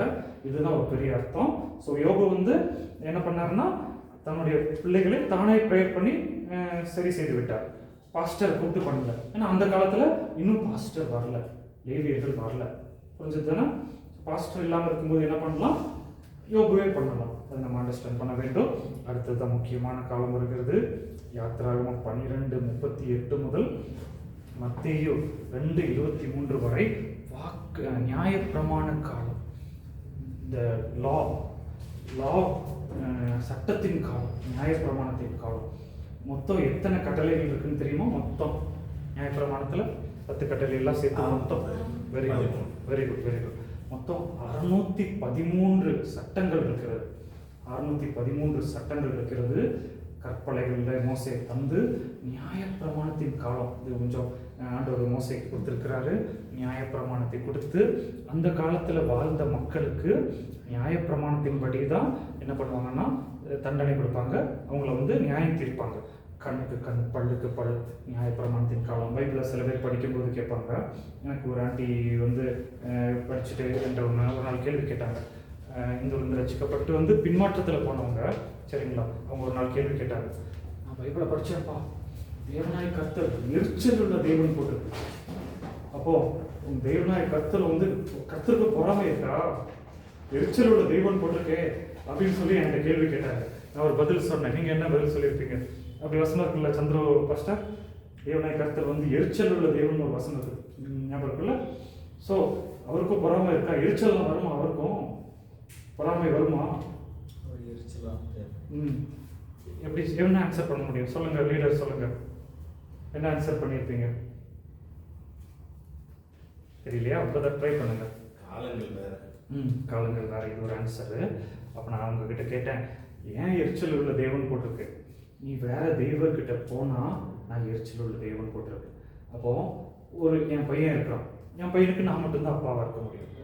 என் பையன் வந்து இதுவும் அப்பா இதுவும் அப்பா அதுவும் அப்பான்னு சொல்லிட்டு போனால் அது நியாயமாகுமா? அப்போ அப்பா உண்மையான அப்பா வந்து எரிச்சல் படுவாரா பட மாட்டாரா? உண்மை தானே? அதே போல் ஆண்டவர் எங்கே எரிச்சல் படுறாருன்னா மற்ற தெய்வனை நாடி போகும்போது நான் எரிச்சல் உள்ள தெய்வம்னு சொல்கிறார். இதுதான் பைபிள் ஸ்டடியோட கான்டெக்ஸ்ட் ரொம்ப முக்கியங்க. கான்டெக்ஸ்ட் தெரியலன்னா நம்ம ஆன்சர் பண்ண முடியாது. ஸோ ஜனங்கள் வந்து கேட்கும்போது நம்ம இதை புரிந்து கொள்ள வேண்டும். ஸோ இது வந்து நியாயப்பிரமாண ஆட்சி காலம். கண்ணுக்கு கண் பல்லுக்கு பல். கண்ணுக்கு கண் பயங்கர சட்டம் வந்து ரொம்ப ஸ்ட்ரிக்டாக இருந்துச்சுங்க. ரொம்ப ஸ்ட்ரிக்டாக இருந்துச்சு. ஸோ நான் ஏற்கனவே ஒரு நாள் சொல்லியிருக்கேன், இருந்தாலும் ஞாபகப்படுத்த விரும்புகிறேன். பாருங்கள், காட் வந்து கானானியர்கிட்ட இஸ்ரேல்கிட்ட சொல்கிறாரு, கானானியரோட தேசத்தை உனக்கு தருவேன். அவங்க வீடு கட்டி வச்சுருப்பாங்க, வீட்டை உனக்கு தருவேன். அவங்க கிணறு நோண்டி இருப்பாங்க, நீ எடுத்து தண்ணி குடிப்பாய். அவங்க பில்டிங் கட்டி வச்சிருப்பாங்க, பட்டணம் கட்டி வச்சிருப்பாங்க, நீ அதை சுதந்திரித்துக் கொள்வாய் அப்படின்னு சொல்லி காட் சொல்லியிருக்கிறாரு. ஒரு சைடில் யோசிச்சு பாருங்க, இது நியாயமா? யாரோ ஒருத்தர் போய் வீடு கட்டி வச்சு அவங்கள தவிர்த்து விட்டுட்டு நமக்கு தந்தா நியாயமாங்க? நல்லா வீடு கட்டியிருக்கிறாங்க, கஷ்டப்பட்டு கட்டியிருக்கீங்களா பிரதர்? எத்தனை வருஷம் கட்டினீங்க பிரதர் வீடு? 4 வருஷம். அவங்க வீட்டில் எல்லாரும் ஒரு நாள் போய் பார்ப்போம். நமக்கு ஒரு ஃபெலோஷிப் வைக்கிறது நல்லது. ஒருத்தரை நம்ம பார்க்கும்போது ஜஸ்ட் நம்ம வீட்டுக்குலாம் இன்வைட் பண்ணுவீங்களா? அப்படி ஒரு நாள் நம்ம அப்படி ஒரு பிளான் போட்டு ஹவுஸ் விசிட்டிங் சொல்ல வருவோம். உங்கள் சர்ச்சுக்கெல்லாம் வரணும்னு சொல்லி எங்களுக்குலாம் ரொம்ப விருப்பமாக இருக்குது. நீங்கள் கூப்பிட்டா நாங்கள் வருவோம், சரிங்களா? ஓகே. ஸோ 4-5 வருஷம் கஷ்டப்பட்டு பிரதர் கட்டி வச்சுருக்காங்க. திடீர்னு காட் வந்து அப்படி சொன்னால் எப்படி இருக்கும்? கொஞ்சம் யோசிச்சு பாருங்க. அந்த ஆங்கிளில் இப்போ பைபிள் ஆங்கிளில் விட்டுருங்க. நார்மல் ஒரு மனுஷனாக யோசிங்க. கானானியர் வந்து கஷ்டப்பட்டு வீடு பில்டிங் எல்லாம் கட்டி வச்சிருக்கிறாங்க. இஸ்ரேல் பீப்புள் எங்கேயோ வந்து வர்றாங்க, எகிப்துலேருந்து வர்றாங்க. அவங்கள துரத்தி விட்டுட்டு அவங்க வீட்டை இவங்களுக்கு கொடுத்தா நியாயமாங்க? நல்லா இது பயங்கரமாக திங்க் பண்ணியிருக்கேன், இன்னும் திங்க் பண்ணிட்டு இருக்கிறேன். சொல்லுங்க, பைபிள் ஆங்கிள் இருக்குங்க. ஒரு நார்மல் பர்சனா இப்படி பண்ணால் நியாயமாங்க? சொல்லுங்க. இல்லை, நியாயம் இல்லைல்ல? தப்பு தானே அது? அப்போ காட் தப்பு பண்ணிட்டாரா? சொல்லுங்க. நீங்க உங்க ஆன்சர் சொல்லும் போது தான் நான் என்னோட ஆன்சர் சொல்லுவேன். தப்பு கிடையாது, நீங்க பேசுறது தப்பு கிடையாது. சொல்லுங்க. கானானியரை துரத்தி விட்டுட்டு அவங்க வீடெல்லாம் கொடுக்குறாருல, வாக்குத்தத்தம். அப்போ நமக்கு வாக்குத்தத்தம்னா மற்ற புது வீடு கட்டி கொடுக்கலாம் அல்லவா? எதுக்கு அவன் இருக்கிறவங்களை துரத்தி விட்டுட்டு அப்படி ஆண்டவர் எல்லாரையும் துரத்த சொல்லிட்டாரு. முழுமையாக அழிச்சிடணும்னு சொல்லியிருக்கிறார் வசனம். யோசுவா தான் கொஞ்சம் பாவம் புண்ணியம் பார்த்து வச்சிருக்கிறாரு. அது பின்னாடி தப்பாக போச்சு. சரியா? தேவனுடைய இடமா இருக்கும். ஓகே, இது ஒரு ஆன்சரு. இன்னைக்கு வந்து சில பாஸ்டர்ஸ் எல்லாம் ப்ரீச் பண்ணுறாங்க என்னன்னா, வேற ஒருத்தர் கிரவுண்டில் போய் 5 ரூபா புதைச்சி வச்சுருவாங்களாம். சில பேர் டிவிலெல்லாம் போய் ப்ரீச் பண்ணுறாங்க, புதைச்சி வச்சுட்டு அந்த இடத்துக்கு ப்ரேயர் பண்ணி எடுத்துருவாங்களாமா. வேற ஒருத்தர் இடத்த 5 ரூபாய் பண்ணுறாங்க, இடத்த எடுத்துருவாங்களாமா. சரியா தப்பா எனக்கு தெரியலப்பா. ஓகேங்களா? ஓகே, பாருங்க, இது ஒரு பெரிய கேள்வி, பைபிளுக்கு விரோதமாக கேட்குற கேள்வி. எப்படி அது கொடுக்க முடியும் அப்படின்னு சொல்லி அதோடைய ஆன்சர் என்னன்னா, காட் வந்து கானானியர் வந்து ரொம்ப மோசமான ஜனங்கள். இப்போ கானானியருடைய பழக்க வழக்கம் என்னன்னா, அவங்க விதைக்கும் போது, அவங்க வயலில் நாற்று நடும்போது நல்ல விளைச்சல் வரணும்னு சொல்லி ஒரு பையனை பலி கொடுத்துருவாங்களாம். நல்ல விளைச்சல் வரணும்னு சொல்லி கானான் தேவதைக்கு பலி கொடுத்துருவாங்களாம். அது மாத்திரமல்ல, அவங்க வந்து பெரிய பெரிய வீடுகள் அந்த இதெல்லாம் கெட்டும்போது அவங்களுடைய மூத்த மகனை எடுத்து அப்படியே வீட்டோட சுவரில் வச்சு உயிரோடு அவனை வச்சு வீடு கட்டிடுவாங்களாங்க, வழி கொடுத்து கட்டிடுவாங்களாமா. இது கானானியரோட பழக்க வழக்கமாமா. ஸோ இப்படிப்பட்ட ஜனங்கள் வந்து உலகத்தில் இருக்கிறதுக்கு லாய்க்கு விடவங்களா? சான்ஸே கிடையாது. ஸோ காட் என்ன சொல்கிறாருன்னா, அவங்களை முற்றிலும் அழித்து விடுன்னு சொல்கிறாரு நியாயப்பிரமாண காலத்தில். இப்போ போய் அடிச்சிடாதீங்க யாருமே, சரிங்களா? இப்போ காலம் மாறி விட்டது, ரூல்ஸ் எல்லாம் மாறிடுச்சு. நியாயப்பிரமாண காலத்தில் முற்றிலுமா அழித்து விடு அப்படின்னு சொல்கிறாரு. ஆனால் நம்ம லீடர் சொன்னது போல் ஜோஷுவா வந்து என்ன பண்ணிட்டாருன்னா, முற்றிலுமா அழிக்கவில்லை. யோசுவா காலத்தில் கொஞ்சம் இறக்கப்பட்டார். யோசுவா இறக்கப்பட்டு கொஞ்சம் பேரை மீதி வச்சுட்டாரு. அது என்ன ஆயிடுச்சுன்னா, இன்டர் மேரேஜ் பண்ணிட்டாங்க. அவங்க ஆண்டவர் காப்பாற்றி கொண்டு வந்தார். காப்பாற்றி தனி ஜாதியாக லாஸ்ட் கிளாஸில் நம்ம படித்தோம் பார்த்தீங்களா, கொண்டு வந்தவங்கள இப்போ யோசுவா காலத்துக்கு பிற்பாடு இன்டர் மேரேஜ் பண்ணிட்டாங்க. பண்ணி அவங்களுடைய பழக்க வழக்கம் இவங்களுக்குள்ள வந்துருச்சு. அவங்களுடைய பழக்க வழக்கம், கனானியரோட பழக்க வழக்கம் ரொம்ப மோசங்க, ரொம்ப மோசம். நம்ம நாட்டிலேயும் அந்த சில பல பழக்க வழக்கங்கள் கடைபிடிச்சிட்டு இருக்கிறாங்க. ஸோ அவங்க வந்து என்ன பண்ணுவாங்கன்னா, முதலாவது வந்து விக்கிரகம் வந்து விக்கிரக ஆராதனையும் விபச்சாரமும் வந்து அக்காட்ட வச்சாங்க. விக்கிரக ஆராதனை எங்கே அதிகமாக இருக்கோ அங்கே விபச்சாரம் அதிகமாக இருக்குமோ. அது வந்து வர்ஷிப்பாமோ. எசபேல் வந்து பைபிளில் படிக்கிறோம் பார்த்தீங்களா, எசபேல் வந்து சர்ச்சில் இப்போ நம்ம போய் வர்ஷிப் பண்ணுறோம்ல, கால் கையெல்லாம் கழுவிட்டு வரோம்ல, அதே போல் விபச்சாரம் வந்து ஒரு ஆக்டிவிட்டி ஆகும் எசபேல் காலத்தில். ஸோ அப்படிப்பட்ட ஜனங்கள் கூட உலகத்தில் இருக்கிறதுக்கு லாய்க்கு அல்ல. அப்படி இருந்தாலும் இஸ்ரேல் வந்து ஆண்டவருடைய பிள்ளைங்க அவங்க கூட வரக்கூடாது அப்படின்னு சொன்னார். ஆனால் இவங்க அதை மீறிட்டாங்க நியாயப்பிரமாண காலத்தில். அதனால ரொம்ப பிரச்சனையாகி போச்சு. ஸோ காட் ஒரு காரியத்தை சொன்னார்னா அதை அப்படியே கடைபிடிக்க வேண்டும். நியாயப்பிரமாண காலத்தில் நம்ம யாருமே காட் கிட்ட பக்கத்தில் வர முடியாது. பக்கத்தில் வர முடியாமல் நம்ம வந்து தூரத்தில் தான் இருக்க முடியும். தூரத்தில் இருந்து எட்டி பார்த்துட்டு இருக்கணும். ஆசாரியர் உள்ளே போய் பலி செலுத்திட்டு வந்து சாம்பலை நம்மக்கிட்ட கொடுப்பாங்க, அதை வாங்கிட்டு வச்சுருக்கணும். ஆனால் ஆண்டவர் வந்து என்ன பண்ணிட்டாருன்னா, நியாயப்பிரமாணத்தில் இன்னொன்று சொல்லணும்னா, நியாயப்பிரமாணம் வந்து எதற்கு அடையாளம்னா, 1 லட்சம் ரூபாய் கடன் வாங்கினாங்கன்னு வைத்துக்கொள்ளுங்க. பலி செலுத்துவதன் மூலமாக வட்டி தான் செலுத்தப்பட்டு வருகிறது. ஒருத்தர் வந்து 1 லட்சம் ரூபாய் ஒருத்தர்கிட்ட கடன் வாங்கிட்டாரு, வட்டி போட்டாங்க, மாதம் 10,000 ரூபாய் போட்டாங்க வைத்துக்கொள்ளுங்க. பலிகள் மூலமாக வட்டி தான் செலுத்தப்பட்டு வருது, கடன் அப்படியே இருக்கு, கடன் நிறைவேறவில்லை. ஜீசஸ் என்ன பண்ணிட்டாருன்னா, நியாயப்பிரமாணத்தை அழிக்கவில்லை, அந்த கடனை கொடுத்து 1 லட்சம் ரூபாய் தானே இருக்குப்பா, அந்த கடன் தானப்பா, நான் கடனை கொடுத்துட்றேன் அப்படின்னு சொல்லி கடனை நிறைவேற்றி விட்டார். அது கொடுத்த விலை தான் அவருடைய உயிர்.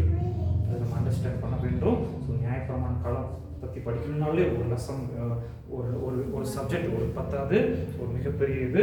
ஸோ நியாயப்பிரமாண காலத்தில் காட் வந்து கண்ணுக்கு கண் பல்லுக்கு பல். ஸோ இது பெரிய ஆன்சர். எல்லா கேள்விகளுக்கு இது ஆன்சர் வருங்க. சில பேர் கேட்பாங்க, ஏன் வந்து காட் சொல்லியிருக்காரு கண்ணுக்கு கண் பல்லுக்கு பல் அப்படின்னு. நான் தெளிவாக சொல்லலாம், அது நியாயப்பிரமாண ரூல்ஸ் காலம், அந்த காலத்தில் அப்படிதான் இருந்துச்சுன்னு சொல்லி. அதுக்கப்புறம் தான் இயேசு கிறிஸ்து வந்து கிருபையின் காலத்தை கொண்டு வந்துட்டார். இப்போ நம்ம எந்த காலத்தில் இருக்கிறோம்னா கிருபையின் காலத்தில் இருக்கிறோம். ஆனால் உனக்கு புரிந்து கொள்ள வேண்டும், கிருபையின் காலத்தில் வந்து உடனே தண்டனை கிடைக்காது. ஆனால் கடைசியில் நமக்கு ஒரு பெரிய தண்டனை காத்திருக்குன்னு சொல்லி எபிரேயரில் போட்டிருக்கு.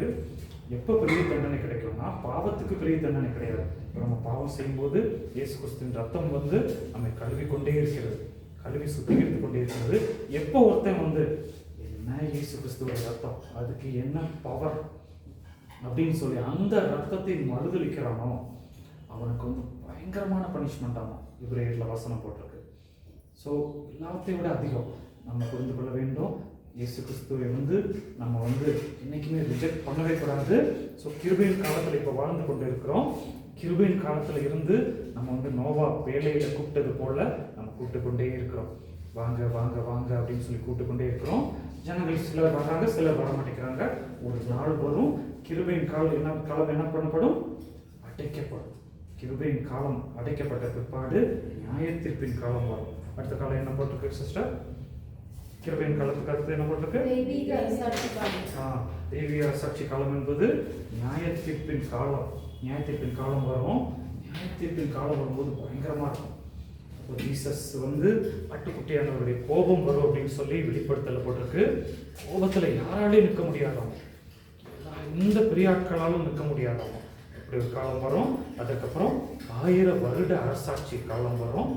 அதுக்கப்புறம் வந்து பரிசுத்தவான்களின் ஆட்சி வரும். அதுக்கப்புறம் நித்திய மகிழ்ச்சியான காலம் எப்போதுமே வந்து கொண்டே இருக்கும். பாருங்க, சில வேளை நம்ம வந்து கஷ்டத்துக்குள்ள போகும்போது என்னடா இந்த கஷ்டம் நமக்கு போக மாட்டேங்குதே அப்படின்னு நம்ம நினைப்போம். ஆனால் ஆண்டவர் வந்து சொல்லியிருக்கிறாரு வெளிப்படுத்தல, தேவன் அவர்கள் கண்ணீர் யாவையும் துடைப்பார் அப்படின்னு போடுறது. கடைசியில் லாஸ்ட்ல என்னென்ன கஷ்டப்பட்டோமோ எல்லா கஷ்டத்துக்கும் ஆண்டவர் வந்து நம்மளுக்கு கண்ணீரை லாஸ்ட்ல துடைப்பாருங்க. அந்த நாளுக்காக நம்ம வெயிட் பண்ணி கொண்டு இருக்கிறோம். சரிங்களா? ஸோ அந்த இதுக்காக ஆண்டவர் நம்ம வழி நடத்துவாங்க. இதில் ஏதாச்சும் கொஸ்டின்ஸ் இருக்குங்களா? இந்த 1000 வருட அரசாட்சி என்பது பூமியில தான் இருக்கு. அது ரொம்ப குழப்பி விட்டுருந்தாங்க. 1000 வருஷம் கிருபையின் காலம் 1000 வருஷம் அரசாட்சியும் ரிலேட் ஆகாது. இல்லை, இப்போ கிருபையின் காலம் இருக்கிறது. நார்மலாக இப்போ ஷார்ட்டாக சொல்லிடுறேன். பிற்பாடு நமக்கு அந்த கிளாஸ் வரும், எஸ்கட்டாலஜி வரும், அப்போ நம்ம டீட்டெயிலாக படிக்கலாம். ஸோ 3 விதமான வருகையை பற்றி பிலீஃப் இருக்குது. கிறிஸ்துவின் வருகையை பற்றி நம்ம என்ன பிலீவ் பண்ணுறோம்னா, முதலாவது ரகசிய வருகை வரும், அதுக்கப்புறம் 1000 வருட அரசாட்சி வரும், அதுக்கப்புறம் பகிரங்க வருகை வரும்னு சொல்லி நம்ம பிலீவ் பண்ணுறோம். சரிங்களா? சில பேர் என்ன பிலீவ் பண்ணுறாங்கன்னா, சபையானது பாதி நாட்கள் உபத்திரவத்துக்குள்ளே போகும். மொத்தம் 7 வருஷம் உபத்திரவங்க. சபையானது பாதி காலம் உபத்திரவத்துக்குள்ளே போகும். ஆண்டவர் அப்புறம் சபை எடுப்பார் உபத்திரவத்து பாதியிலிருந்து, அப்புறம் வருகை வரும், பகிரங்க வருகை வரும். சில பேர் பிலீவ் பண்ணுறாங்க. சில பேர் என்ன பிலீவ் பண்ணுறாங்கன்னா, ரகசிய வருகையே கிடையாது, பகிரங்க வருகை மாத்திரம் தான் இருக்குது அப்படின்னு சொல்லி பிலீவ் பண்ணுறாங்க. இப்போ இது மட்டும் மைண்டில் வைத்துக்கொள்ளுங்க. அந்த சப்ஜெக்ட் வரும்போது நம்ம டீப்பாக கண்டிப்பாக நம்ம படிப்போம். சரிங்களா? ஸோ எது எப்படியோ கர்த்தருடைய வருகை இருக்குது, நம்ம கன்ஃபியூஸ் ஆக வேண்டாம். நம்ம ரெடியாகி உட்காந்துருக்கணும். ஓகேங்களா? கர்த்தருடைய வருகை வந்து ஃப்ளைட்டுன்னு வைத்துக்கொள்ளுங்க. ஃப்ளைட் வந்துச்சுன்னா ஃப்ளைட்டில் நம்ம ஏறி மேலே போயிடுவோம். நம்ம மரணம் வந்து அண்டர் கிரவுண்ட் மெட்ரோன்னு வைத்துக்கொள்ளுங்க. மரணம் வந்துச்சுன்னா அண்டர் கிரவுண்டில் மெட்ரோவில் போய் மறுபடியும் மேலே வருவோம். அவ்வளோதான். நம்ம தேவையானதை நம்ம ரெடியாகி உட்காந்துருக்கணும். வேறு நம்ம ரொம்ப ஓவராக நம்ம யோசித்தாலும் நம்ம கன்ஃபியூஸ் ஆகிடுவோம். ஏன்னா பைபிள் ஒரே வசனத்தை ஒவ்வொருத்தரும் ஒவ்வொரு மாதிரி சொல்லுவாங்க. ஒன்றும் இல்லை, இங்கே நாங்கள் 5 பேர் டீச் பண்ணுறோமோ, எத்தனை பேர் டீச் பண்ணுறோம்? 4 பேர் டீச் பண்ணுறோம்ல. ஒரு 6 மந்த் போகட்டும், 4 பேரும் ஒரு வசனத்தை 4 ஆங்கிளில் சொல்லுவாங்க. நீங்கள் கவனிச்சுட்டு வருவீங்க. இன்னும் கொஞ்சம் நாள் போகும்போது நீங்கள் கவனிப்பீங்க. சரிங்களா? ஆனால் வசனம் வந்து உண்மை, வசனம் வந்து உண்மை, அது மாறாது. ஸோ நம்ம ரெடியாக இருக்க வேண்டியது நமது கடமை. ஸோ இந்த 9 காலங்கள் இதை அண்டர்ஸ்டாண்ட் பண்ணால் தான் இந்த விதண்டாவித கேள்விகளுக்கு பதில் சொல்ல முடியும். ஓகேங்களா? இதில் வேறு ஏதாச்சும் டவுட்ஸ் இருக்கா? வேறு எதுவும் டவுட்ஸ் இல்லைல்ல? ஓகே, டவுட்ஸ் இல்லைன்னா உங்களுக்கு ஒரு சின்ன கிளாஸ் ஒர்க் தரேன். ஒரு 5-10 மினிட்ஸ் நீங்கள் பண்ணுங்கள். பண்ணி முடித்த பிற்பாடு அடுத்த இதுக்குள்ளே போகலாம். எடுத்தவங்க 1 தீமோத்தேயுக்கு எழுதிய நிருபம், பவுல் அப்போஸ்தலன் தீமோத்தேயுக்கு எழுதிய முதலாம் நிருபம் எடுத்துக்கொள்ளுங்க. இது வந்து பாஸ்டரல் எபிசல்ஸ், போதகருக்கான கடிதங்கள் என்று இது அழைக்கப்படுகிறது. சரிங்களா? போதகருக்கான கடிதங்கள் என்று இது அழைக்கப்படுகிறது. அதில் 3 வார்த்தை வருகிறதுங்க.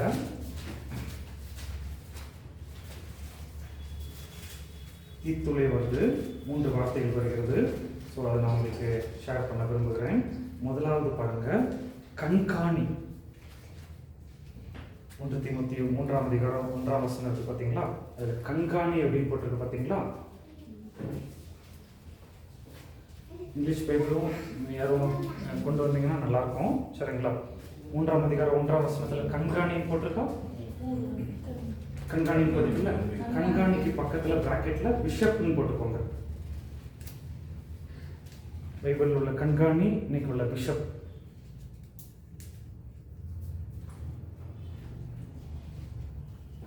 அடுத்தது 2வது வந்து மூப்பர் இருக்கு பார்த்தீங்களா?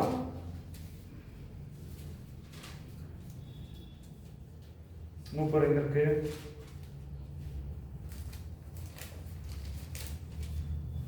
மூப்பர் கண்டுபிடிங்க. ஓகே, மூப்பருக்கு 13ஆம் வசனத்துல உதவிக்காரர் அப்படி இருக்கு. 12:13 உதவிக்காரர் இருக்கு பார்த்தீங்களா? உதவிக்காரர் வந்து யாருன்னா டீக்கன் போட்டுக்கோங்க. டீக்கன் டீக்கன் டீக்கன்னா அசிஸ்டன்ட், பாஸ்டர் அசிஸ்டன்ட், உபதேசி. தமிழ்ல வந்து உபதேசியா, உதவிக்காரர். சரிங்களா? தமிழ்ல உபதேசி இல்லைன்னா பாஸ்டருக்கு அசிஸ்டன்ட், உதவிக்காரர். ஓகே, அடுத்தது 1 தீமோத்தேயு 5ஆம் அதிகாரத்தில் 19ஆம் வசனம். மூப்பன் அப்படின்னு இருக்கு பார்த்தீங்களா? மூப்பன் 5ஆம் அதிகாரம் 19ஆம் வசனம். மூப்பன் அப்படின்னு இருக்கு பார்த்தீங்களா? மூப்பன் வந்து பாஸ்டர். இந்த பைபிளில் உள்ள மூப்பன் வந்து இன்றைய காலத்துக்கு பாஸ்டர். கண்காணி வந்து பிஷப், உதவிக்காரர் வந்து டீக்கன். ஸோ 3 விதமான ஊழியர்களை பற்றி இங்கே சொல்லப்பட்டுள்ளது. சரிங்களா? ஸோ சிலருக்கு வந்து கண்காணியோட அழைப்பு இருக்கும், பிஷப் அழைப்பு இருக்கும். யாருக்கெல்லாம் பிஷப் ஆகணும்னு ஆசைங்க? பிஷப் கண்காணிக்கிறவங்க யாருக்கு ஆசை இல்லையா? பாருங்கள், உங்களுக்கு ஆசை இல்லையா பிஷப் ஆகிட்டு? ஓகே, சிலருக்கு ஆண்டவர் அந்த அழைப்பு வச்சிருப்பாரு. மூப்பர், இங்கே உள்ள மூப்பர் வந்து பாஸ்டர். யாருக்கு போதகர் அழைப்பு இருக்கு? Okay, very good. ஒருத்தருக்காக இருக்குது. மற்றவங்களுக்கு போதக அழைப்பு இல்லையா? ஸோ போதக அழைப்பு. உதவிக்காரர்கள் வந்து நம்ம எல்லாருமே உதவி செய்வோம். பாஸ்டருக்கு வந்து அசிஸ்ட் பண்ணியிருக்கோம். எல்லாருமே நீங்கள் அசிஸ்ட் பண்ணியிருக்கீங்களா? பாஸ்டருக்கு உதவி செஞ்சுருக்கிறீங்களா? ஓகே, ஸோ இது 3 விதமான இருக்கிறது. நீங்கள் என்ன பண்ண போகிறீங்கன்னா, இந்த ஊழியத்தில் ஈடுபட வேண்டியவர்கள் எப்படிப்பட்டவர்களாக இருக்க வேண்டும் அதை வந்து அண்டர்ஸ்டாண்ட் பண்ணிக்கொள்ளுங்க. 3ஆம் அதிகாரத்தில் 2 இருக்கு பாருங்க. 2 முதல் 8 வரை, 3ஆம் அதிகாரம் 2 முதல் 8 வரை நீங்கள் படித்து, இப்போ ஒரு கிளாஸ் ஒர்க், இது 5-10 மினிட்ஸ் கிளாஸ் ஒர்க்கு. கண்காணி இல்லைன்னா ஊழியக்காரங்க செய்ய வேண்டியவை என்ன, இன்னொரு பக்கம் வந்து ஊழியக்காரங்க செய்யக்கூடாதவைகள் என்ன பைபிளில் இருக்குது. ஒரு பக்கம் வந்து எழுதி கொள்ளுங்க செய்ய வேண்டியவைகள், இது ஊழியக்காரங்க செய்யணும், இல்லைன்னா அவங்களுக்கு இந்தந்த தகுதிகள் இருக்கணும் அப்படின்னு எழுதி கொள்ளுங்க. 2வது பார்ட் வந்து ஊழியக்காரங்க செய்யக்கூடாதவைகள். ஸோ ஏன்னா நம்மளாம் ஃபியூச்சரில் எப்படியோ ஊழியக்காரங்களாக போகிறோம், ஏதோ ஒரு வகையில் மினிஸ்ட்ரி பண்ணுவோம். ஸோ நமக்கு இதுதான் கைட்லைன்ஸ், இதுதான் கைடு. ஸோ இதை நம்ம இப்போ தெரிந்து கொள்ளும்போது நாளைக்கு நம்ம மினிஸ்டர் ஆகும்போது அது நமக்கு யூஸ் ஆகும். 5 மினிட்ஸ் எடுத்துக்கோங்க. புரிஞ்சுல்ல சந்திரன் கதை? புரிஞ்சா? 3ஆம் அதிகாரத்தில் கண்காணி எப்படி இருக்கணும் அப்படின்னு ஒரு சில வசனங்கள்ல போட்டிருக்கு. 1 தீமோத்தேயு 3ஆம் அதிகாரத்தில் கண்காணினா பிஷப், ஊழியக்காரங்க, பாஸ்டர் எப்படி இருக்கணும்னு போட்டிருக்கு. இன்னொரு சைடில் என்னென்ன இருக்கக்கூடாது அப்படின்னு போட்டிருக்கு. கண்காணிக்கு என்னென்ன குணங்கள் இருக்க வேண்டும் போட்டிருக்கு, இன்னொரு பக்கம் என்னென்ன இருக்கக்கூடாதுன்னு போட்டிருக்கு. அதை நம்ம கண்டுபிடிக்கும் போது நமக்கு அது யூஸ்ஃபுல்லாக இருக்கும். சரிங்களா? 5 மினிட்ஸ் எடுத்துக்கோங்க. பின்னாடி புரிஞ்சுல? கொஸ்டின் புரிஞ்சுல? பின்னாடி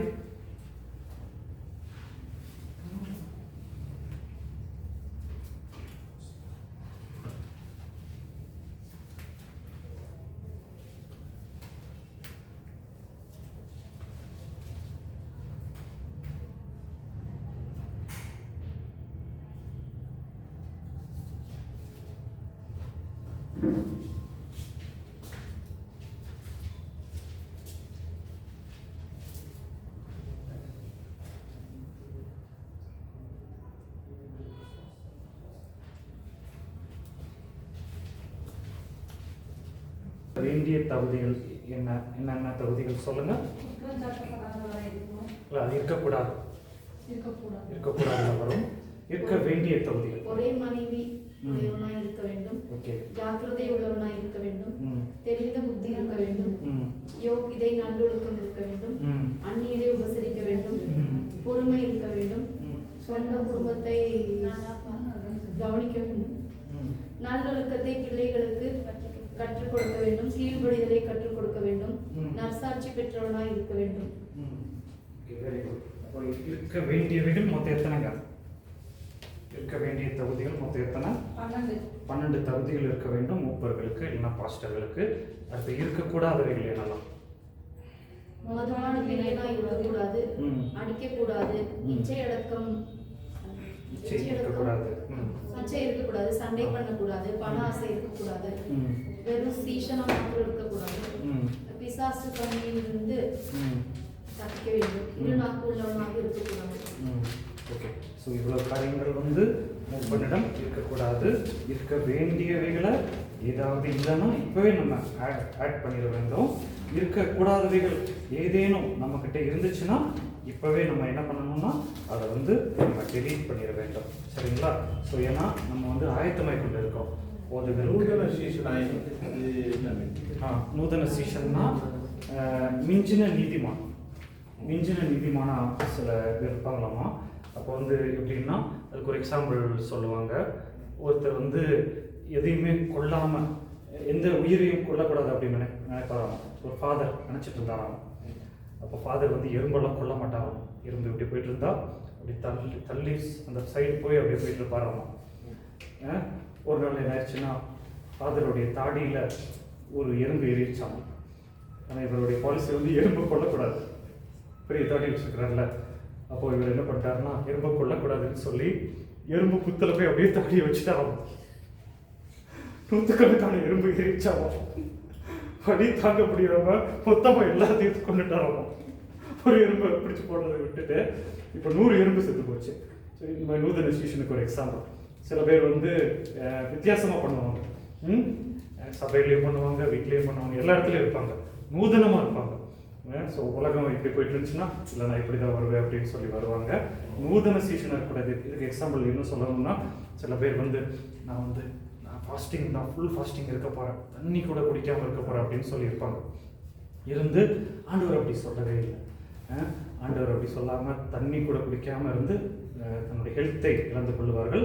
பட் காடு சொல்லியிருக்கிறாரு நம்ம கரெக்டாக பேலன்ஸாக இருக்கணும்னு சொல்லியிருக்கிறாரு. கவனிங்க, என் டீமில் சென்னையில் ஒரு நல்ல டீச்சர் இருக்கிறாரு.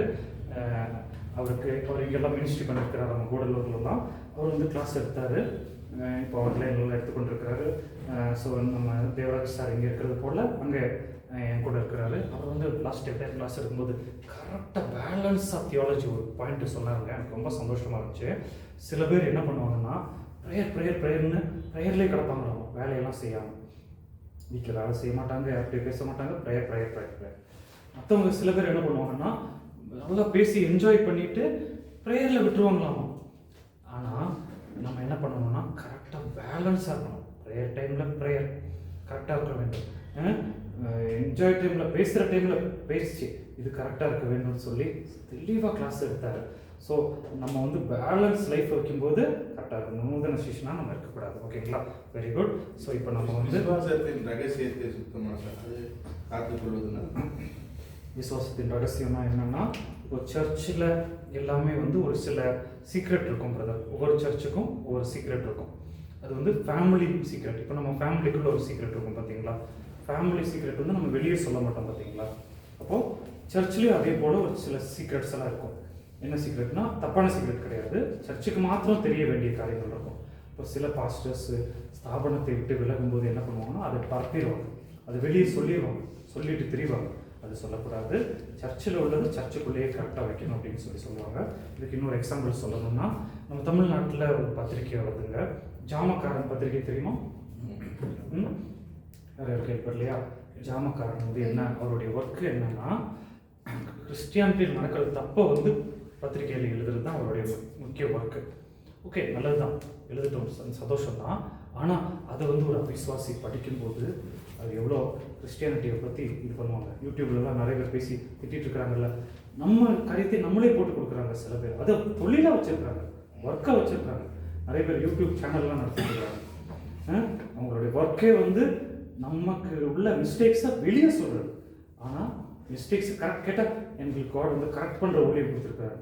இப்போ நம்ம வீட்டில் பையன் தப்பு பண்ணால் பையனை கூட்டிகிட்டு போய் வெளியே நிற்க வச்சு அடிப்போம், வீட்டில் தானே கரெக்ட் பண்ணுவோம். ஸோ நம்ம சர்ச்சில் உள்ள மேட்ரை, பைபிள் காலேஜில் உள்ள மேட்ரை பைபிள் காலேஜ்லேயே முடிக்கணும். நாளைக்கு யாராவது நீங்கள் பைபிள் காலேஜ் உங்களுக்கு பிடிக்கலன்னு வச்சுக்கோங்க, வெளியே போய் சொல்கிறத விட எங்ககிட்ட வந்து சொல்லுங்கள், நம்மளே பேசி நல்லா முடித்து பண்ணலாம் நமக்குள்ள. அது கரெக்டாக இருக்கும். சரிங்களா? நம்ம சீக்கிரட்டு நம்ம வெளியே எடுத்துகிட்டு போகக்கூடாது. ஓகே, அதான் அதோடைய ப்ராக்டிக்கல் இது. Okay, thank you. நல்ல கொஸ்டின்ஸ் பிரதர் கேட்குறாங்க. வேறு ஏதாவது கொஸ்டின்ஸ் இருக்கா? நல்ல கேள்வி கேட்குறவங்க நல்லா வளருவாங்க. ஓகே, வேறு கொஸ்டின்ஸ் இல்லைன்னா நம்ம வந்து ஏஞ்சலாலஜி போவோம், தூதரியல் போவோம். நம்ம ஏற்கனவே 4 இது படித்து முடித்துக்கிட்டோம். முதலாவது பிப்ளியாலஜி படித்தோம் தானே? தியாலஜி, பிப்ளியாலஜி இன்னும் படிக்கலையா? ஓகே, தியாலஜினா ஸ்டடி அபவுட், வெரி குட். கிறிஸ்டாலஜினா ஸ்டடி அபவுட் ஜீசஸ் கிரைஸ்ட். மூன்றாவது நியூமட்டாலஜினா ஸ்டடி அபவுட் ஹோலி ஸ்பிரிட். இதில் ஒரே ஒரு காரியத்தை ரிமைண்ட் பண்ணி விட்டு போக விரும்புகிறேன். ஜீசஸ் கிரைஸ்டை எப்படி நீங்கள் எக்ஸ்பிளைன் பண்ணுவீங்க? ஜீசஸ்னா அவருடைய நேம், வெரி குட். கிரைஸ்ட்னா அவருடைய டைட்டில், பதவி. ஸோ ஜீசஸ் என்பது ஜோஷுவா, ரட்சகர். கிரைஸ்ட் என்பது என்ன அர்த்தம்? கிரைஸ்ட் வந்து அனாயிண்டட் பர்சன் அப்படின்னு அர்த்தம். சரிங்களா? ஸோ கிரைஸ்ட் வந்து எந்த மொழிங்க? கிரீக். மெசியா வந்து எந்த மொழிங்க? இது நம்ம பேசிக்கு, இது நம்ம ஞாபகம் வைத்துக் கொள்ள வேண்டும். ஸோ இது ஞாபகம் வைத்துக் இன்னும் கரெக்டாக இருக்கும். ஸோ அடுத்தது தூதரியல், ஏஞ்சலாலஜி அதை படிப்போம். ஏஞ்சலாலஜினா என்னன்னா, ஏஞ்சலாலஜினா தூதரியல். ஸோ 2 ராஜ்யங்கள் இருக்குதுங்க. 2 ராஜ்யம் வந்து இருக்கு. கொஞ்சம் ஃபுல்லாக பேச முடியுமா? ஓகே, 2 ராஜ்யம் இருக்கு, எழுதி கொள்ளுங்க. ஒன்று வந்து ஒளியின் ராஜ்யம், ஒரு பக்கத்தில் எழுதி கொள்ளுங்க, ஒளியின் ராஜ்யம். இன்னொன்று வந்து இருளின் ராஜ்யம். இங்கிலீஷ்ல kingdom of light, kingdom of darkness. வெளிச்சத்தின் ராஜ்யம் இல்லைனா ஒளியின் ராஜ்யம், இருளின் ராஜ்யம்.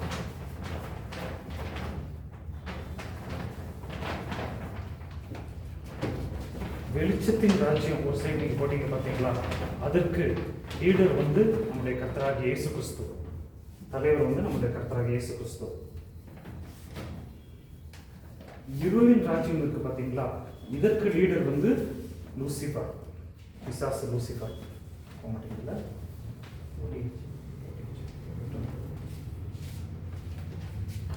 பாருங்க, ஃபர்ஸ்ட் தலைப்புல நல்லா எழுதக்கூடாதுன்னு எழுதாமே கிளாஸ் எடுக்கணும்னு சில பேர் நினைக்கிறாங்க போல. ஓகே, வெளிச்சத்தின் ராஜ்யத்தில் லீடர் யாருங்க? இங்கு முடிச்சுட்டு போகலாம், ஜீசஸ் கிரைஸ்ட். இருளின் ராஜ்யத்துக்கு லீடர் யாருங்க? லூசிஃபர். அடுத்தது வெளிச்சத்தின் ராஜ்யத்தில் தேவ தூதர்கள் இருக்கிறாங்க. வெளிச்சத்தின் ராஜ்யத்தில் கீழே செகண்ட் பாயிண்ட் போட்டுக்கோங்க, தேவ தூதர்கள் இருக்கிறாங்க. இந்த பக்கம் இருளின் ராஜ்யத்துல பிசாசின் தூதர்கள் இருக்காங்க.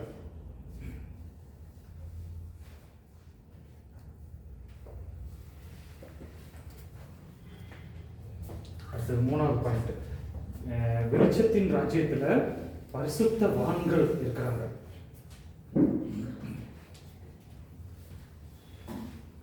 நான்காவது, அந்த பக்கம் இருளின் ராஜ்யத்துல மந்திரவாதிகள் இருக்கிறாங்க. இருளின் ராஜ்யத்துக்கு அந்த பக்கம் மந்திரவாதிகள் இருக்கிறாங்க. அடுத்த பாயிண்ட், இங்க வந்து விசுவாசிகள் இருக்கிறாங்க.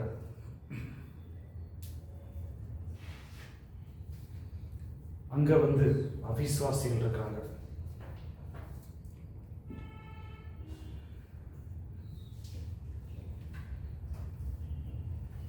இங்க வந்து அன்பு, சமாதானம், சந்தோஷம் இதெல்லாம் இருக்கு. அங்க வந்து மாம்சத்தின் கிரியைகள் இருக்கு.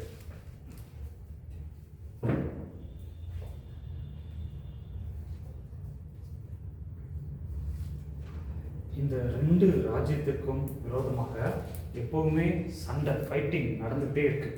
2 ராஜ்யத்துக்கு விரோதமாக எப்பவுமே அந்த காலத்துல இருந்து இந்த காலம் வரை எப்போதுமே ஃபைட்டிங் நடந்து கொண்டே இருக்கிறது. அங்கிருந்து பிசாசின் மக்கள் வந்து இங்கே உள்ள மக்களை அங்கே எழுப்பாங்க, இங்கே உள்ள நம்ம விசுவாசிகள் வந்து அங்கே உள்ள மக்களை நம்ம சர்ச்சுக்குள்ளே எழுப்போம். ஸோ இந்த ஃபைட்டிங் வந்து நடந்துக்கிட்டே இருக்கு. கர்த்தருடைய வருகை மட்டும் இந்த ஃபைட்டிங் நடந்துக்கிட்டே இருக்கும். சரிங்களா? இதை நம்ம அண்டர்ஸ்டாண்ட் பண்ண வேண்டும். நம்ம லைஃபுக்குள்ளேயும் இந்த ஃபைட்டிங் நடக்கும். நமக்குள்ளேயும் 2 மனுஷங்க இருக்கிறாங்க. ஒன்று வந்து ஆவியானவர் நம்மளை இந்த பக்கம் இழுப்பார், இன்னைக்கு வாங்க சர்ச்சுக்கு போகலாம், வாங்க பைபிள் கிளாஸ் போகலாம் அப்படின்னு சொல்லி ஆவியானவர் வந்து நம்ம ஒரு பக்கம் இழுப்பார். இன்னொன்று நம்ம பைபிள் கிளாஸ்க்கு ரெடி ஆகிட்டு இருக்கும்போது இன்னொரு பக்கம் பிசாசு வந்து நம்மளை இழுப்பான், எதுக்கு போய் அங்கே உட்காந்துருக்கணும், வாங்க பிஸ்னஸ் போகலாம், வாங்க வந்து அடுத்த காட்சிக்கு போகலாம், அடுத்த இது போகலாம் அப்படின்னு சொல்லி அங்கேயும் இருக்கும். நம்ம உள்ளத்திலே ஃபைட்டிங் நடந்துகிட்டே இருக்கும். சம்டைம்ஸ் நம்ம இங்கே இருப்போம், சம்டைம்ஸ் நம்ம இங்கே இருப்போம். நம்ம எதுக்கு நம்ம இம்பார்ட்டன்ஸ் கொடுக்குறோமோ அதில் நம்ம வின் பண்ணுவோம், நம்ம ஜெயிக்கப்பட்டவர்களாக இருப்போம். புரிஞ்சா? ஸோ இந்த 2 ராஜ்யம் நடந்து கொண்டே இருக்கிறது. ஸோ இது வந்து பிசாசின் ராஜ்யமும் இருக்கிறது, அதை அண்டர்ஸ்டாண்ட் பண்ணிக்கொள்ள வேண்டும். இந்த மந்திரவாதிகள்லாம் நம்ம படித்தோம் பார்த்தீங்களா, அவங்களாம் மந்திரம் பண்ணுவாங்க, இவங்க வந்து விழுந்து போகணும் அப்படின்னு சொல்லி. நம்ம வந்து ப்ரேயர் பண்ணுறது போல் அவங்க அதை பண்ணுவாங்க, இவங்க கெட்டு போகணும் அப்படின்னு சொல்லி. கூடலூர் வந்து அதிகமான மந்திர பகுதி நிறைந்ததுங்க, அதை நம்ம அண்டர்ஸ்டாண்ட் பண்ண வேண்டும். எங்கள் பாஸ்டர், சீனியர் பாஸ்டர் இருக்கும்போது எங்கள் பாஸ்டர் சொல்லுவார், கூடலூரில் பல ஊழியம் செய்தும் எதுவுமே பண்ண முடியல அப்படின்னு. அப்போ நான் நினைப்பேன் இதெல்லாம் எப்படி அப்படின்னு சொல்லி நினைத்து கொண்டு இருப்பேன். ஆனால் இப்போ தான் நான் சில இடங்களில் போகும்போது புரியுது, இங்கே நம்ம கடினமாக எஃபோர்ட் போட்டாலும் அதுக்கு ரிசல்ட் ரொம்ப கம்மி. காரணம் அந்த மந்திரம் நிறைந்த பூமி. ஸோ நீங்கள் பாஸ்டர்ஸ் எல்லாம் வந்து நீங்கள் நல்லா ப்ரேயர் பண்ணணும். நல்லா ப்ரேயர் பண்ணும்போது தான் இதெல்லாம் முறியடிக்க முடியும். முறியடித்து நம்ம ஜெயிக்க முடியும். ஸோ இது ரெண்டுக்கும் விதமான ஃபைட்டிங் வந்து நடந்து கொண்டே இருக்கிறது. சரிங்களா? ஓகே. இந்த தூதன் வந்து நம்ம பார்த்தோம், நம்ம முன்னாடி பார்த்தோம் தானே, எப்போ விழுந்து போனான் இந்த தூதன்? எந்த காலத்தில் விழுந்து போனான்? முதல் காலத்திலே விழுந்து போயிட்டான். மனிதர்கள் உருவாக்கப்படுறதுக்கு முன்பாகவே அவன் வந்து விழுந்து போயிட்டான். ஸோ அதை நம்ம அண்டர்ஸ்டாண்ட் பண்ண வேண்டும். அடுத்தது எழுதி கொள்ளுங்க. விழுந்து போன தூதனுக்கு வந்து 3 பெயர்கள் கொடுக்கப்பட்டுள்ளது. விழுந்து போன லூசிஃபருக்கு வந்து பைபிளில் 3 பெயர்கள் அவனுக்கு கொடுக்கப்பட்டுள்ளது. முதலாவது வந்து ஃபாலன் ஏஞ்சல். ஃபாலன் ஏஞ்சல், விழுந்து போன தூதன்.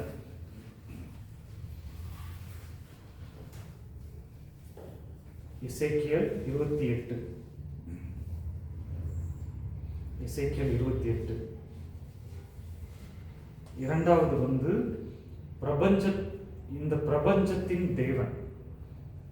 இரண்டாவது அவனுக்கு பேர் வந்து இந்த பிரபஞ்சத்தின் தேவன். அப்படின்னா உலகத்துடைய தெய்வம் அப்படின்னு சொல்லி அர்த்தம். அதுக்கு வசனம் வந்து 2 கொரிந்தியர் 4:4. வசனம் வந்து 2 கொரிந்தியர் 4:4. மூன்றாவது வந்து பெர்சிய ராஜ்ய அதிபதி. மூன்றாவது வந்து பெர்சிய ராஜ்ய அதிபதி. தானியேல் 10. இன்னொரு பேரும் கொடுக்கப்பட்டுள்ளது, அதையும் எழுதி கொள்ளுங்க. புதிய ஏற்பாட்டில் அதற்கு பழைய பாம்பாகிய வலு சர்ப்பம். புதிய ஏற்பாட்டில் அதற்கு பழைய பாம்பாகிய வலு சர்ப்பம்.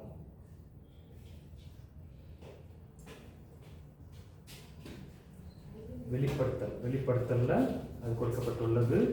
ஸோ பிசாசானவன் வந்து விழுந்து போய்விட்டான். இதை நம்ம அண்டர்ஸ்டாண்ட் பண்ண வேண்டும். விழுந்து போய் அவன் வந்து எங்க விழுந்தான்னு சொல்லி தெரியுமா? பிசாசானவன் எங்க விழுந்தான்னு சொல்லி நம்ம புரிந்து கொள்ள வேண்டும். ஸோ இப்போ வந்து நம்ம வந்து பூமியில் இருக்கிறோம். மாற்றம் இல்லையா? நம்ம வந்து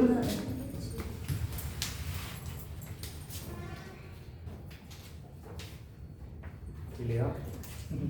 சரி, ஓகே. நம்ம வந்து இப்போ எங்க இருக்கிறோம்? பூமியில் இருக்கிறோம். பூமிக்கு மேலே என்னங்க இருக்கு?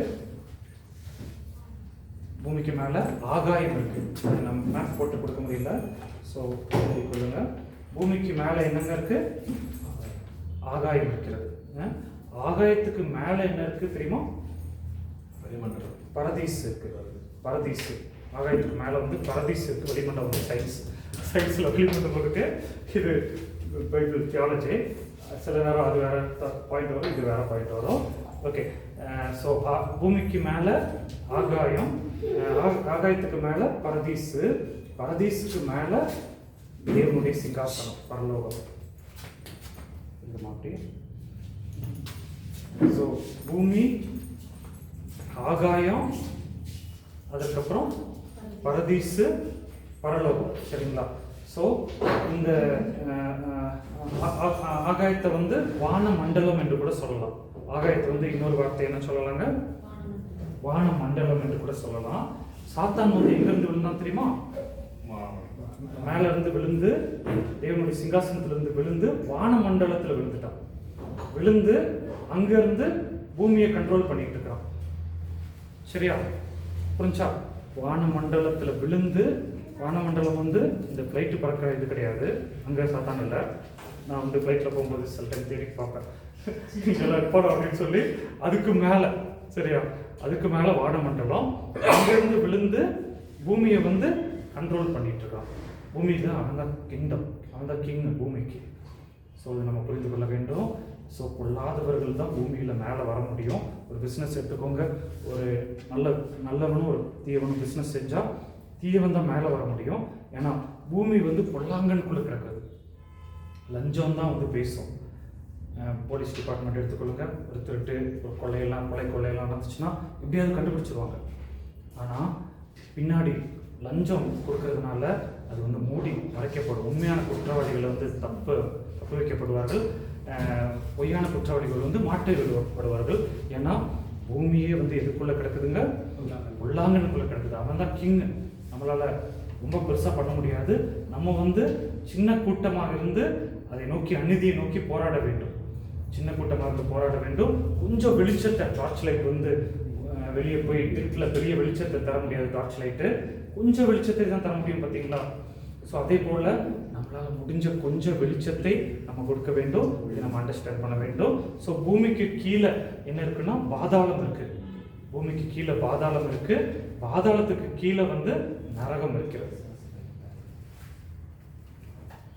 ஸோ பூமிக்கு மேலே ஆகாயம், வானமண்டலம், பரதீசு, பரலோகம். கீழே வந்து பாதாளம், நரகம். ஸோ இப்படி இருக்குது. இது நம்ம அண்டர்ஸ்டாண்ட் பண்ண வேண்டும். பூமி, ஆகாயம், பூமிக்கு மேலே ஆகாயம், அதுக்கு மேலே வானமண்டலம், ஆகாயத்துக்கு மேலே தான் வானமண்டலம், அதற்கு மேலே பரதீஸ், அதற்கு மேலே பரலோகம்.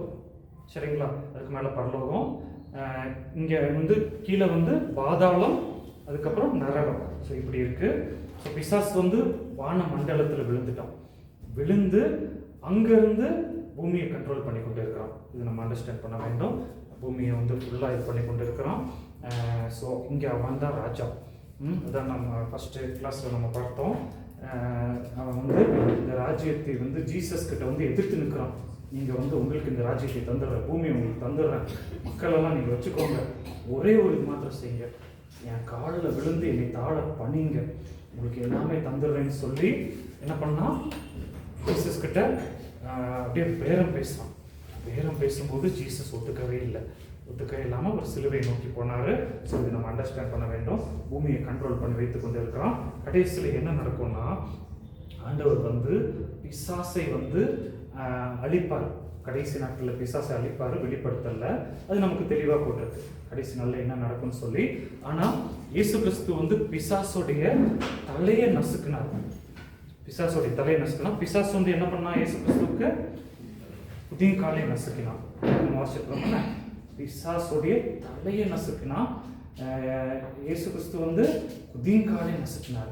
சரிங்களா? அதோடைய அர்த்தம் என்னன்னா, பிசாசானவன் வந்து பூமியை கண்ட்ரோல் பண்ணி மரணத்தை அவன் கையில் வச்சிருக்கான். யாராலையும் மரணத்திலிருந்து எஸ்கேப் ஆக முடியாது. அதுக்குள்ள கண்ட்ரோல் பண்ணி வச்சிருக்கான். ஜீசஸ் வந்து உயிர் தெழுந்ததுனால அது அவனுடைய தலையை நசுக்கினதுக்கு சமம். புரிஞ்சா? உயிர் தெழுந்து காண்பித்ததுனால என்னுடைய ஜனங்களும் உயிர் தெழுப்படுவார்கள் அப்படின்னு சொல்லி அவனுடைய தலையை நசுக்கினதுக்கு சமம். ஆனால் இயேசு கிறிஸ்துவோட காலை நசுக்கினான்னு என்ன பண்ணுன்னா, சிலுவையில் அரைஞ்சிட்டான். அது வந்து காலை நசுக்குவதற்கு சமம். உயிர் திறந்தது வந்து தலையை நசுக்குவதற்கு சமம். ஸோ இப்போ நம்ம புரிந்து கொள்ள வேண்டும், பிசாசோடைய தலையை ஜீசஸ் நசுக்கிட்டார். பிசாசு வந்து ஒரு பாம்பு வைத்துக் கொள்ளுங்க. பாம்புடைய தலையை வந்து ஜீசஸ் வந்து நசுக்கிட்டார். ஆனால் பாம்புக்கு வாழில் சக்தி இருக்குது, பார்த்தீங்களா? சில பாம்பு வந்து வாழை வச்சு அடிக்கும், பயங்கரமாக அடிக்கும். அப்போ வாழை பவரை வச்சு தான் இப்போ காட்டி கொண்டு இருக்கிறோம். புரிந்து கொள்ள வேண்டும், பிசாசுடைய தலையை ஜீசஸ் நசுக்கிட்டார். இப்பவும் பிசாசுடைய கிரியை இருக்குன்னா வாழை வச்சு ஆட்டம் காட்டிட்டு இருக்கிறான். அப்போ ஏன் ஆண்டவர் வாழை விட்டு வச்சிருக்கிறாருன்னா, வாழை நம்ம ஹேண்டில் பண்ணணும்னு சொல்லி. இது ஒரு எக்ஸாம்பிள் சொன்னேன், பார்த்தீங்களா? ஒரு விவசாயி வந்து பாம்பு அடித்து தலையை நசுக்கிட்டு அதை கொல்லலை, எரிக்கலை, அதை பசங்க கிட்ட கொண்டு கொடுத்துட்டாராம். பசங்க வந்து என்ன பண்ணுவாங்கன்னா, அதை வாழை வச்சு அடிக்கணும். வாழை வந்து பசங்க கண்ட்ரோல் பண்ணணும். பசங்களுடைய வேலை வந்து வாழை கண்ட்ரோல் பண்ணி அதை அவங்க ஜெயிக்கணும். அதே போல் தலையை நசுக்கிட்டு வாழை நம்ம கண்ட்ரோல் பண்ணுறதுக்கு காட் கொடுத்துருக்கிறாரு. கடைசியில் வாழையை நசுக்கிடுவார். அது வெளிப்படுத்தல தெளிவாக போட்டிருக்கு. பட் அது வரை வாழை வச்சு ஆட்ட காட்டுவோம். இப்போ அவங்களுடைய வால் மட்டும் நாங்கள் ஒரு எக்ஸாம்பிள் சொல்லிட்டு ஒரு 5 minutes பிரேக் நம்ம எடுப்போம். வால் வந்து என்னென்னா, பிசாசு வந்து நம்மளை பயமுறுத்தும். ஸோ நம்ம வந்து தைரியமாக இருந்தால் பிசாசை வந்து நம்ம மேற்கொள்ள முடியும். சரிங்களா? பயமுறுத்துவாங்க என்ன அர்த்தம்னா, மனுஷ ஆவியிலேயே பிசாசை நம்மளால எதிர்த்து நிற்க முடியுங்க. மனுஷ ஆவியிலேயே நம்ம பயப்படாமல் இருந்தால் மாத்திரம். ஆனால் நம்மளை பயமுறுத்தி நம்ம மேலே வந்து உட்காந்துருவான். நம்ம தைரியமாக அவனை துரத்தி விட்டால் போயிடுவான். ஸோ இதை அண்டர்ஸ்டாண்ட் பண்ணிக்கொள்ளுங்க. ஸோ கடைசியில் அவனுடைய முடிவு வந்து கொடூரமாக இருக்கும். ஸோ தூதரியல் பற்றி நம்ம படிச்சிருக்கோம். அடுத்தது இந்த மனிதனை பற்றி படிப்போம். பிரேக்கு ஒரு 5 minutes பிரேக் எடுத்துக்கொள்ளுங்க. இதில் டவுட்ஸ் இருந்துச்சுன்னா நீங்கள் வந்து அதை கேட்கலாம். 5 minutes பிரேக் எடுத்துக்கோங்க. ஃபேஸ் வாஷ்லாம் பண்ணிட்டு வாங்க.